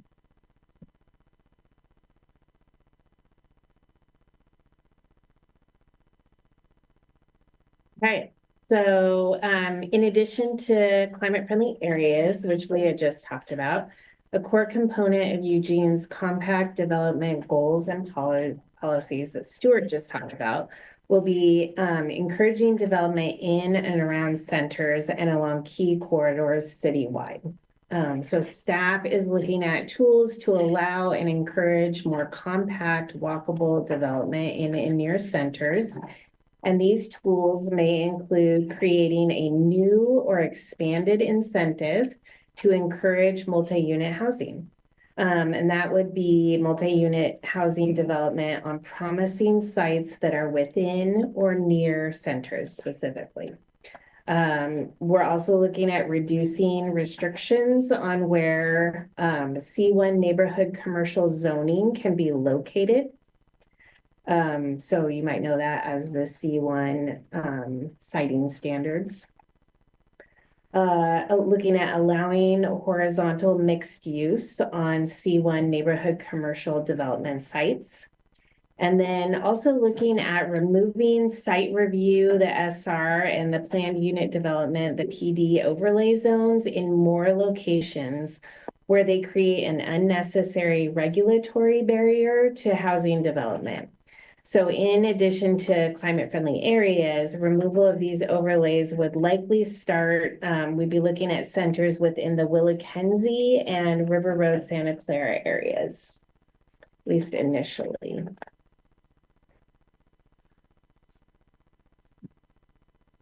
And then some more on compact development. We're also proposing actions to increase how much potential capacity our land supply has for future development of both new jobs and housing together at the same time. And so in centers and key corridors, these tools could include setting a minimum residential density for new housing in centers like the C2 community commercial zone and for areas around centers, so residential zones around centers. Centers currently don't have a minimum number of homes per acre that they are required to build to when they propose housing, so this would set a minimum threshold. We're also looking at allowing incremental upzoning of land that is close to a center, allowing more higher density housing to support those commercial uses that are generally happening within the center. And then updating the land use code to facilitate compact development patterns within the centers themselves. And so again, similar to what Leah was just talking about, limits on storage facilities or other uses that take up a land, but really don't take up a lot of land, but don't provide a lot of jobs or housing. And then looking at revising building design standards as well. I'll hand it off to Elena to talk about jobs. So shifting a little bit, talking about jobs actions. So actions to reduce barriers and increase capacity for employment development. So these proposed actions are an important companion to the actions to remove barriers to housing because we need to plan for land for both housing and jobs, and because Eugene is a regional employment center. So the three main actions we are looking at are reviewing and enhancing employment zones, making some site-specific zone changes and some land use code updates. So reducing barriers to jobs. The first action includes reviewing and enhancing the E1 and E2 employment zones. When we adopted our UGB in 2017, we also adopted the E1 and E2 employment zones, which were intended to provide some more flexibility for developing employment, specifically with a mix of commercial and industrial uses. But through our growth monitoring reporting, because we are monitoring some of the efficiency measures we've adopted and will continue to do that, and our conversations with developers, we know that these zones aren't really working on a practical level. So we've been gathering ideas for how to revamp those zones so that they result in new employment development. So some examples of changes we could make to those zones include allowing more uses, reducing the location and size restrictions for some of the uses, and relaxing or revising some building and site design requirements. And then increasing capacity for jobs. So similar to housing that Heather talked about, we're also looking at whether there are some specific sites that we can consider for redesignation or rezoning to get that more employment development based on the type of land and the type of jobs our new land studies will indicate we need. So we're limited, like she said, on the amount of rezoning or redesignating we can do right now because we haven't done those land supply studies. So that work will be part of the 2027 adoption package.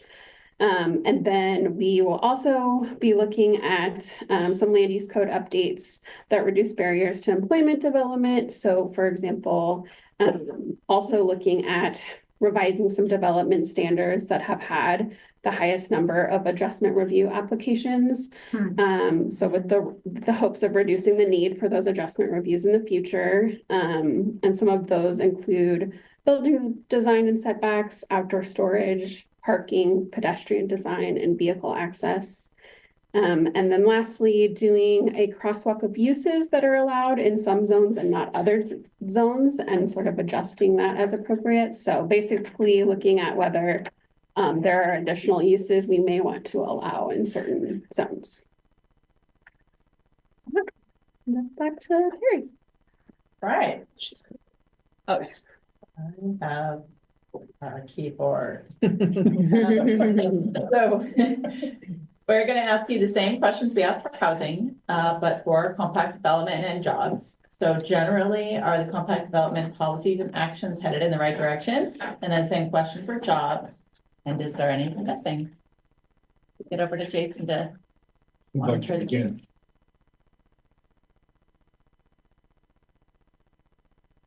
Everyone.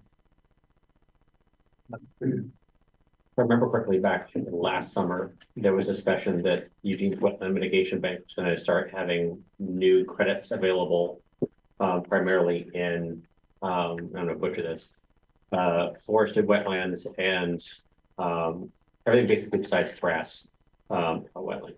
Has that occurred? Are the credits available? Because there's a significant number of properties that could be developed but can't due to a lack of available credits. Excuse me. So thoughts on that? Yeah, good question.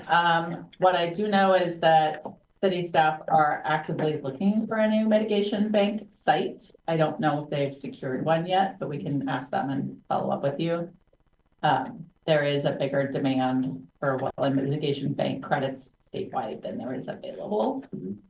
So it's on the list. We'll get you an update as soon as we learn it. Is there anything that the city can do? I know that when you get into that kind of stuff, your Army Corps of Engineers, your state, I mean, you're tipping everything that there is. Is there anything that the city can do, pull levers to free that up, even if it was nonprofits that wanted to develop property? So if somebody had a piece of land that they could develop, nonprofit does it to negate the need for I guess, add a credit to the credit to kind of grease the skid there to provide more homes for good, that kind of thing. I don't think there's a lot we can do with getting around state or federal requirements. I don't think that was your question. It was more like, what can we do with our local program to work with partners? I think we do a fair amount of that already. It's sort of similar to the housing. It's like, not every city has a wetland mitigation bank program, and we do, which is great. And it's like, well, we can't establish that because we already did it, but we can expand it.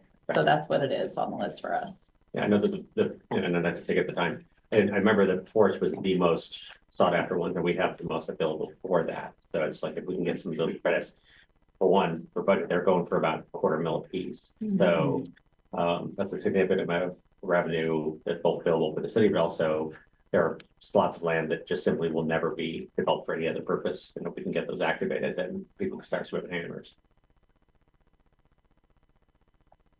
Commissioner Edwards?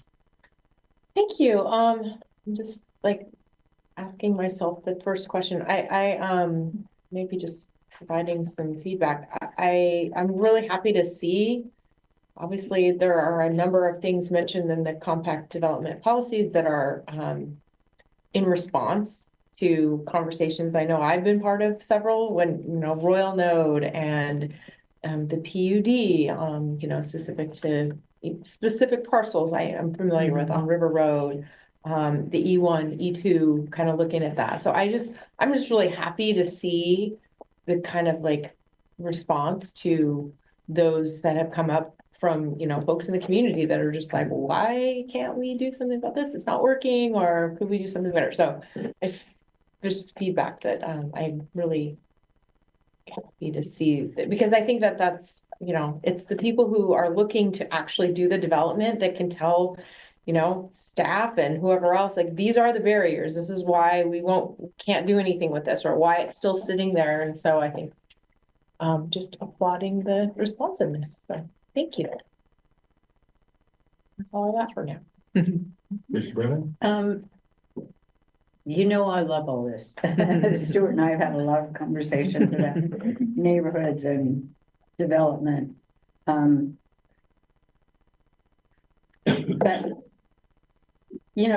from what Commissioner Edwards said, I guess what isn't mentioned in here is the barriers. And I read this and I think it all sounds wonderful. And how realistic is it? We've been talking about it for years.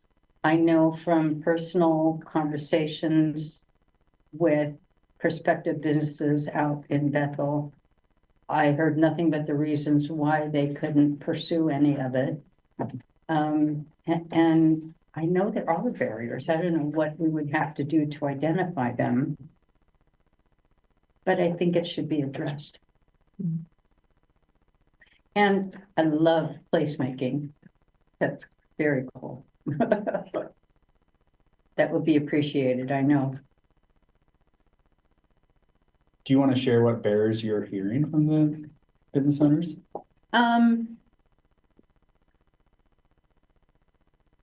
Well, the length of time it takes to put something together, the cost being prohibitive, and the difficulty in dealing with the city. Those are the three that come to mind.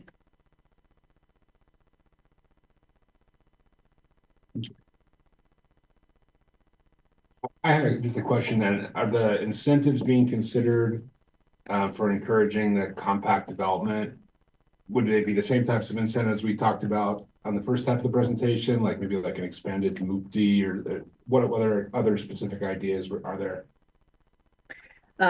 Yeah, I think they intersect and overlap. MUPD using a 10-year property tax exemption is certainly on the table as a tool that we have, that we know how to administer, we know how to do it.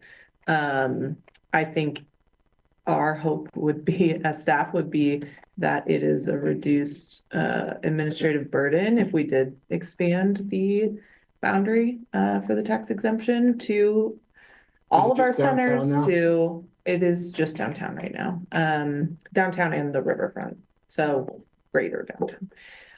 So expanding it to our CFAs, expanding it to core commercial centers, whatever that like geography looks like. could be an opportunity to kind of accelerate housing production in and around centers. Whether it's a pilot, whether, you know, if the tax exemption is the tool or if there's another financial incentive or another financial lever. But that's certainly on the list. We're exploring. I guess, in terms of your questions and the previous similar questions, I want to say, I think you're absolutely headed in the right direction. I like the goals, I like the policies, the actions very much. When I think about the entire piece of work that you're doing over multiple years, where we're focused on that inside the urban growth boundary or in the urban area initially to determine capacity and capability for development, and then looking at the expansion, looking at inside the urban area. I think we've got a lot of responsibility, planning commission, the community, the council, to try to be sure we're using all of that land, everything here as efficiently, as effectively as we can. And what I like about all of this as I go through it is I think you're laying out a good kind of basic foundation to kind of position us to be looking at using all of that as effectively as we can. So I think we have responsibility to do that. I talked about building heights before. I won't go, I guess, back into that, but I think about us looking for land capacity. We talk about, I see in here in a couple of places, horizontal development and vertical development. I like the concept of the vertical development. We've got a finite amount of area in here, so I think looking at both of those is good. And I see a lot of that as I look at compact design area. So I think you've got a good kind of the goals and the policies that you have, I think, just give us and the community a good place to start in figuring out how we can do this work effectively and utilize the infrastructure we have, the land we have, and so on before we continue to expand. So I think it's very good. And Trump is seriously considering.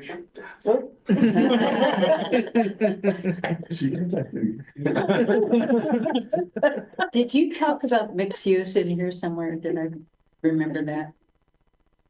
There's some mentions of mixed use, yeah. I mean, centers for us really are areas of mixture of uses, whether that's like one specific area that's zoned for mixed use or it's a combination of different uses in the same area. Mm-hmm. That's really what I think our vision is for centers. Mm-hmm. And I just want to add on to something that Leah said earlier in response to Commissioner there about the expanding like a MUFTI incentive. I hope to connect the dots that increasing the number of folks that live near centers will hopefully incentivize business owners to develop their businesses in those areas as well. Because if there are more customers in the area, in theory, you should see more capacity for businesses to do well. That's something that we see happening in Bend. And so we kind of modeled this incentive based off of how Bend is approaching their developments, like their little centers that they're developing. And I had a chance to talk with their planning director about how those centers work. And they've seen nothing but the housing go in first and then the business community following later. Mm-hmm. Bend's very different than Eugene, of course, but I think economically speaking, it makes sense that if you have more homes in the area, there's going to be more customers available. Is an example of that kind of in that Crescent Village area, that kind of walkable neighborhood. Mm-hmm. That kind of guy. That's a great example. Yeah, nice. Yeah. Mm-hmm. Mm-hmm. Is there anything missing, not on this list, that we should add?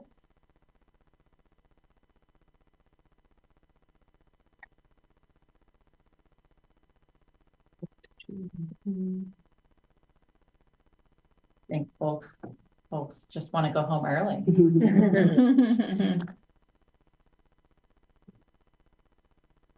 I'm just sort of thinking out loud here. I'm just thinking about So a few of you, I think, were at our event that we had God, what day was it? Last week. We had an event about shaping a vibrant downtown, and two of our speakers, Mayor Knudsen was one of them, and then another one was a real estate developer that walked through a pro forma that they had done. And kind of to demonstrate, like, I thought it was really insightful because I think for most people, they don't understand what this whole concept of doesn't pencil. And so he was very thorough in walking through, like, what does that mean? What is it that, banks require if they're going to lend money? What is it that, the components specifically to development in downtown, and this specific to downtown, talking about like why it is so much more expensive, because it's like you don't have places where you can stage your materials. If you're developing in the Butterfly Lot or Kesey Square or somewhere like that, you are really constrained as far as like getting things in and out. So it was just really insightful. I think, I know some of you were there. But what another thing that in conversations that I've had with this individual and specifically is that it's very much the scale matters. And so if you were to double the footprint, suddenly the numbers start to work. And so I guess I'm thinking about like density as it relates to it's like there's a reason we're seeing what we're seeing on Franklin, because that's what pencils. It's like you have to be able to go that high and put in that many units and those configurations in order to have a product that you can bring to market without needing a MUPD. Because, and one of the criteria being, especially those no longer qualify for MUPD, but one of the criteria being that you have to demonstrate that you need it. It wouldn't pencil without. And so I guess it gets me back to that piece where if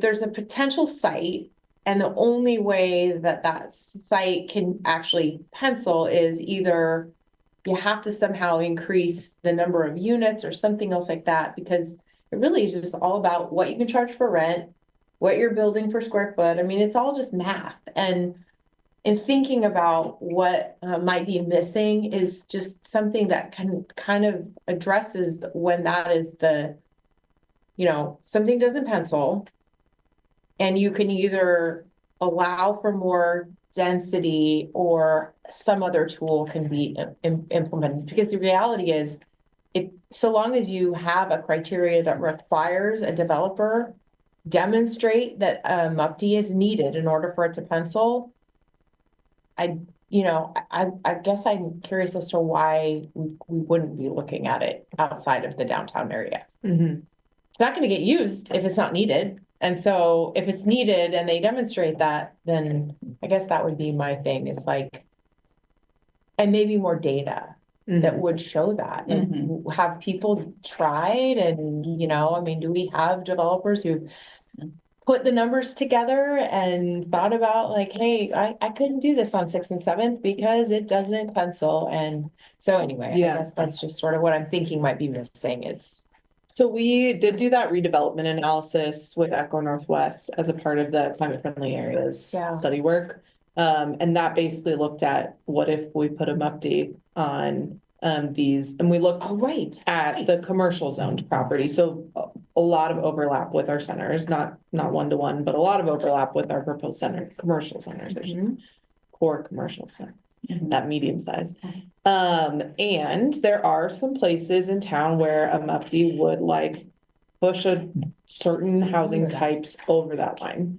It depends on, to your point, it depends on the density, it depends on the construction type, there's other factors, but and what rents they could achieve in certain areas. And so, yes, in some areas, a MUPD could definitely make certain projects pencil in places that they couldn't pencil without an MUPD.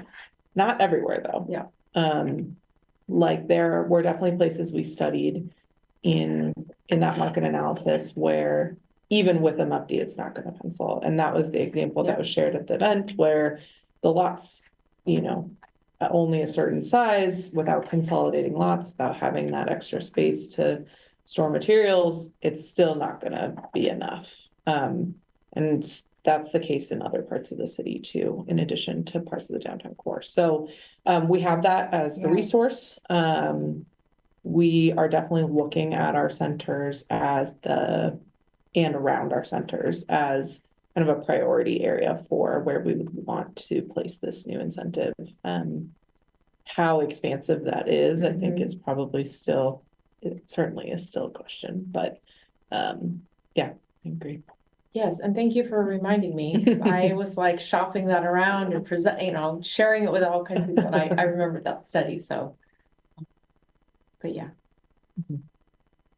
I've mentioned this a couple times, and one thing I'd be curious about is to better understand or quantify how many local rules, ordinances could be changed without violating state law. It's kind of a funny way to put it, but you know, if like there was like the button that flipped us into West Texas or something, you know, how many rules could be cut? Yeah. I'm not saying but like how many rules could be cut? Yeah. Because I think that to me is what would help me better understand like what actions could be taken that would be the most impactful is like what is kind of the minimum framework from the state that allows this departure, and then where are those targets where there could be a little bit more sizable, you know, work done. I don't think anyone is necessarily going to be advocating for going all the way to one extreme or to the other, but I'd be interested to better understand it. Yeah, all of us around the room probably have things to add. There's a lot in the state's framework and program that's really different from other places. So we could recommend some good law schools and you can spend a couple years digging into it. I'm not sure the best way to like kind of overview that baseline. I'm looking at Lauren because she knows these things very well, but I will add, coming from the Midwest, even if you erased our land use planning program, the West Coast is geographically constrained in a lot of ways that the Midwest and West Texas aren't. We're surrounded by wetlands and steep slopes that are expensive to develop on, even if we erase the urban growth boundary tomorrow. So yes, our regulatory framework is part of it, but it's not the only part of it. And to your point, Commissioner Leary, I mean, as you well know, as the Planning Commission has talked about a lot in recent years, the state law framework is existing and also changing. And so there are things that, you know, where the city has a lot of room to maneuver in terms of the regulations that it chooses to implement. And there are areas where that's not as true. So for example, you looked at no housing and you looked at CFAC, both of those are pretty robust state mandates and regulatory structures that the city has been directed to implement. So there's, you know, a little bit of room to make some decisions, but basically it was handed to us and we are implementing it. There are other places where, you know, the city made some policy changes a long time ago, and that is what sort of resulted in certain types of regulations. There are other places where there is a state direction, but we've chosen to implement it in one way, and maybe we can implement it in another way. There are other places where we have, you know, statewide land use planning goals that we have to comply with. And so undoing some of the regulations that we've adopted would require, it's not impossible, but it will require a large amount of work to redo kind of all the studies that would be necessary to support some of those changes. So it's a great question, and it would be really nice if we had sort of you know, something that said like, here's an area where you have a lot of freedom and here's an area where you don't. But it's not that easy to kind of create that. I'm thinking about it in terms of almost like an Excel spreadsheet or something, you know, like this code section, you have a lot of room to maneuver, this one you don't. So I think that in my mind, staff is going about it the right way in terms of thinking about the outcomes that we're looking for, and then the tools to kind of move us toward those outcomes. And once we have a list of potential tools, then sort of backing up and saying, okay, is there anything in state law that would prevent us from doing one of those things? Or, you know, are there guardrails around how we can implement some of those tools? But I do think there's room for, you know, if there's something like to the question, is anything missing? If there's something that Planning Commission feels like, hey, here's an outcome that I would really like to see, and I think, you know, Planning Commission thinks that this might be a path to this outcome, I think that's something that you could certainly talk to staff and to me about, and then I can give you feedback about whether there are constraints on that path or, you know, other legal issues related to compliance with state law and doing the thing. Yeah, that's really appreciated. I know that's always one of the toughest things, and probably people who just don't follow this very closely think, you know, why don't people take more bold actions locally? But I mean, it seems like it's got to be some massive percentage of it is fairly constrained by state law for statewide planning goals. So, yeah, I appreciate the answer. And to Leah's point earlier, I think a lot of, not maybe a lot, but a significant part of the sort of frustration or roadblocks that people face have to do with the building code, which is not the land use code. I mean, they work in tandem, but we don't have a lot of ability to change the building code. That's something that is outside of the local scope. So, you know, we have development standards, which often are similar to some things that the building code requires, but when we can mess with those, probably, unless state law tells us that we can't in certain circumstances. But yeah.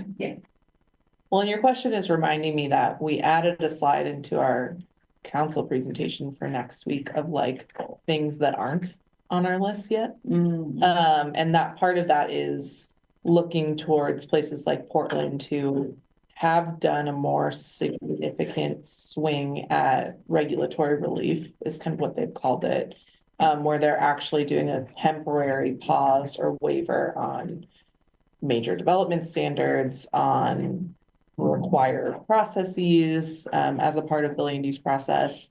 We're taking at this point a little bit more of a surgical approach to a lot of that, but there is a bigger swing there that if we got, I think, the council direction to go that direction, we could. There's other things we didn't include here, like new funding sources for income qualified for affordable housing. I think that will be part of council's long range funding planning work, investigating those sources. There's others on that list, but there's certainly Portland as a good example. Taking Trying to get ways we could take a big swing. Or Yeah, I guess it'd just be interesting to, you know, be like, you know, under state law, we could raise maximum building height to 170 feet, you know, and we could do this and we could do that. And that's not saying that we want to do all those things or that anyone want to do all those things. But I mean, there's got to be a fairly large list of the things that could be done and just kind of understanding where those things are, because to my mind, it's compliance with rules, it's compliance with the building code, but each one of those things adds a little bit of cost. So understanding, you know, where there's the most room to loosen things up seems like it'd really be the only way to make a significant impact given the constraints that we've got. Mr. Beeson? I think related to that, and this is not on your agenda and wasn't really part of this material, but I think it's related. I've spent quite a bit of time trying to think through infrastructure, and it seems to me as we engage over the next few years trying to figure out what kind of capacity for development there is inside the urban area, the question about infrastructure capacity and availability and so on emerges. And I suspect the city has something like this, or it would seem to me it would be good to be concurrent to this, or as we go along, that there's some sort of infrastructure assessment that might be done or in place and begins to look at, well, gosh, because it may be and I'm not going to go too far into the weeds, but it would seem like as this goes along, this development is going to occur in certain areas of the city rather than others. and we'd be able to look at and say, yeah, this is, I guess I'm kind of also, I'm being disjointed a little bit here. I suspect there's available capacity out there in the way of roads and streets and sewers and electric and water and gas and so on. It would seem to be good to get a handle on that. And so as we begin to talk about increased density, we're addressing that because I know it will come up. So I would just throw that out. That may be something you're going to talk about in future months or future chapter or something. Yeah. There is a chapter that will be the Public Facilities and Services Plan chapter 8 that we may bring to you in August. But I'll say that, yeah, we have been in lots of discussions with stormwater, wastewater, EWEB, as they're doing their capacity analysis, and they're asking us for data and for our, like, we're telling them, you know, we're planning for this amount of units now in a way that we haven't been planning for housing. And so those conversations are happening. The public facilities plan will be a Eugene specific public facilities plan that will address water, wastewater, stormwater, and sort of transportation. And we will be working on that to be adopted in 2027. And that will be to serve, for have those utilities serve our current UGB, but with our increased housing need. Right. No, that makes sense. Yeah. I have something to add too on your question, Jason, about, just, it reminds me of the reducing regulatory barriers aspect of our actions list, and that there's degrees that we could take to do those things. So we could remove site review and planning and development overlays. We could do that citywide. We could do that just in the areas that we've identified as climate friendly areas. So we've put on the slide, we've proposed starting. A lot of the actions on the list can be increased, and especially with more time and more staff capacity. And when we get our land supply studies done, we can take more of those actions at that time. I also was sitting here thinking about how we framed the discussion of what to do around middle housing at levels of impact around allow, encourage, or incentivize. And really that discussion was around how bold and how big of an action does the city want to take in response to new state legislation. And we're kind of in the same place now, only a lot bigger. So I appreciate this discussion because it's sort of our first discussion about this, and heading into giving council a peek at this list. That's kind of the big question, is how big, how bold can we be? Do we want to be? Because I think there's levels of impact for a lot of these actions. That's a really good one because, you know, lawsuits to stop developments, things that you could take the wind out of those sails, probably, you know, make a pretty big difference.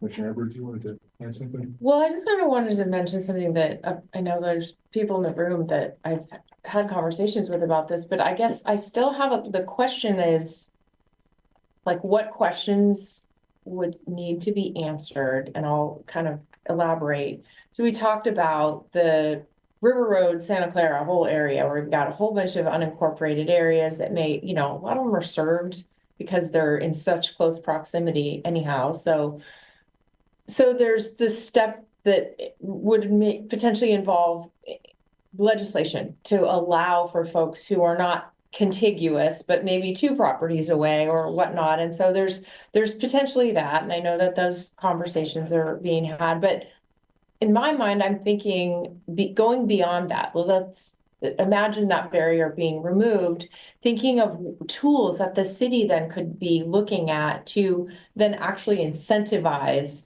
people to do that annexation. Because right now, you know, there's a lot of barriers. They don't want to change what they're paying in property taxes. There's all those different things. But if the city had tools available to, for folks, property owners who are actively looking to create new housing in whatever form that could look like, maybe evaluating what are some of the tools we could look at. Could we, freeze their property tax rate that they're paying with the county currently for a period of time and say, okay, you're going to create 4 new middle housing lots, and based on that, we have a new program that we've implemented that says we're gonna freeze your base. You're gonna come into the city. Whatever you do with those other properties, you sell them, you build housing, you rent them, whatever. But then they suddenly become incentivized because there's a development opportunity that they can take advantage of. But then also they aren't subject to the higher property taxes that is such a disincentive for people. And so I'm just thinking about that, and it's an idea, but it's also a question to like, what would that look like on the ground? I mean, I don't know the mechanics of that. Terry has had to hear me spew on about it, but I just think that ideas like that are the kinds of things that, it doesn't require new money, it's basically just a program that the city could implement that says, if you're unincorporated and you want to create new units of housing because you have the capacity to do so on your acre of, land, here's a program that you could consider. And I just think that, that's part of the way that we're going to have to solve this problem is using those existing parcels, but without a carrot that just says, hey, we'll make it worth your while. That I think that, Yeah, so thanks for bringing it up. We didn't highlight it today, but we do have an action on the housing list around encouraging voluntary annexation. Yeah. It is another like menu action, I would call it, where there's sub actions there around tax differentials, kind of what you're talking about. Can we do some sort of tax incentive as people are transitioning from the county to the city? There is continuing to do this street annexation work. So as we annex streets, increasing contiguity and offering that opportunity like we did in Crow Road that someone mentioned, allowing the adjacent property owners to just annex with that same process, reducing a barrier there. I think to your point, a lot of where we could put some energy and resources as they're available is around just community education around what housing development potential they have on their lots. Most people I talk to still don't know anything about middle housing, right? So like having people and a more direct messaging around housing potential, which I think the city has shied away from in the past. For a lot of reasons in history, but and there's something else on that list that I'm not remembering right now. Well, and fee waivers, permitting right? process improvements is newly added to the list. So separately, but on the voluntary annexation piece, waiving fees for the application itself. So that's in there, and something we've heard, a lot of support for at the council level, and something we know we need to move away. Additionally, we added an action recently around working with our building and permit services team to look at how we can streamline the permitting process. And I think that would start with middle housing, since there is so much staff are still figuring out, like the building code says this and the land use code says this and public works says this, and like really trying to like make that process go more smoothly for people. That's already starting internally. So trying to figure out like what are those very specific bumps in the road, and how do we smooth them out by providing better just information and education to folks, better communication from the city's perspective. So those two things certainly tie together. Yeah. That's awesome. And I'll just say there is a local housing advocacy nonprofit that is ready to help with supporting the efforts to spread the word. I think that, that's going to be a key component to it. I know the city doesn't have like a big, huge pot of money to like tell the community what's going on, but I think that there are other entities that would be really interested in trying to help support and actually do the work to make it happen, because I think allowing it is one thing, and we've done that. It's just like with middle housing. We, we have this tool now, but it's letting those property owners, letting the community know, like, hey, did you know that you can do this? So, thank you. I know you wanted to have a comment, Dan.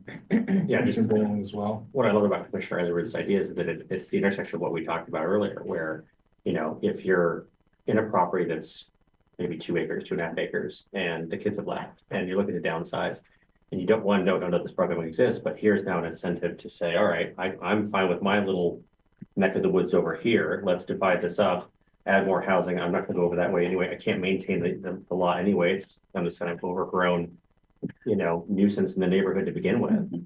Now we have a vehicle to be able to do it, but it's about what our possibilities and limits are. And that comes through education, which we're gonna have to get out. Commissioner Bailey? I want to get back to compact development. I'd like to see you expand the explanations of the actions. I think there could be more information there and broken up more into categories like you guys did with the housing sections. And also incentives, that's, what about incentives to developers to create neighborhood centers, or not just incentivize multi-unit housing, but mixed-use development and new center development. Also, think with all the wonderful work you're doing, and I'm sure people have looked at this, there's a cultural history evidently in Eugene and Oregon that does not move in the direction of high density and multi-everything, because it's always been the wide open spaces and everybody has their large lot and whatever, and that was just kind of the way it was for decades and decades, right? And single use. And so I know you're doing a lot of outreach and community engagement, and I think we need to keep in mind cultural shifts often take a generation or more, and there needs to be constant communication and education about it and outreach about it and promotion. We need to promote ourselves and promote the benefits of what's being provided and why it's a benefit for the guy down the block, I think that's going to be a part of this over time. Thanks, Commissioner Bailey. And I had one more thing to add on to your comment, Commissioner Edwards, because I think it's a great idea as well. And I wonder, if it's possible to do those kind of incentives just citywide, to say, because the cost of middle housing development, obviously there's the tools to do it, but it's incredibly expensive unless, very few people do it as a means to pay the bills, because it's going to take you a long time to pay off the cost of development. But, could you have a citywide incentive for creating middle housing, which would be very expensive, but potentially a really robust, investment in, if it was a property tax incentive or abatement or, something along those lines. Yeah, it's a good point, Commissioner Lear. On our housing production strategy list, which is like that long list of kind of future looking actions, the state did set up or allow for a 5-year tax exemption on middle housing. I know our community development team has done a shallow dive into kind of what that program would be, what it enables. And it's on our list of incentives to explore. It hasn't made it to our 2-year priority list, but it's good feedback, and we know that middle housing is certainly of interest and a priority to folks. So we can continue to find that.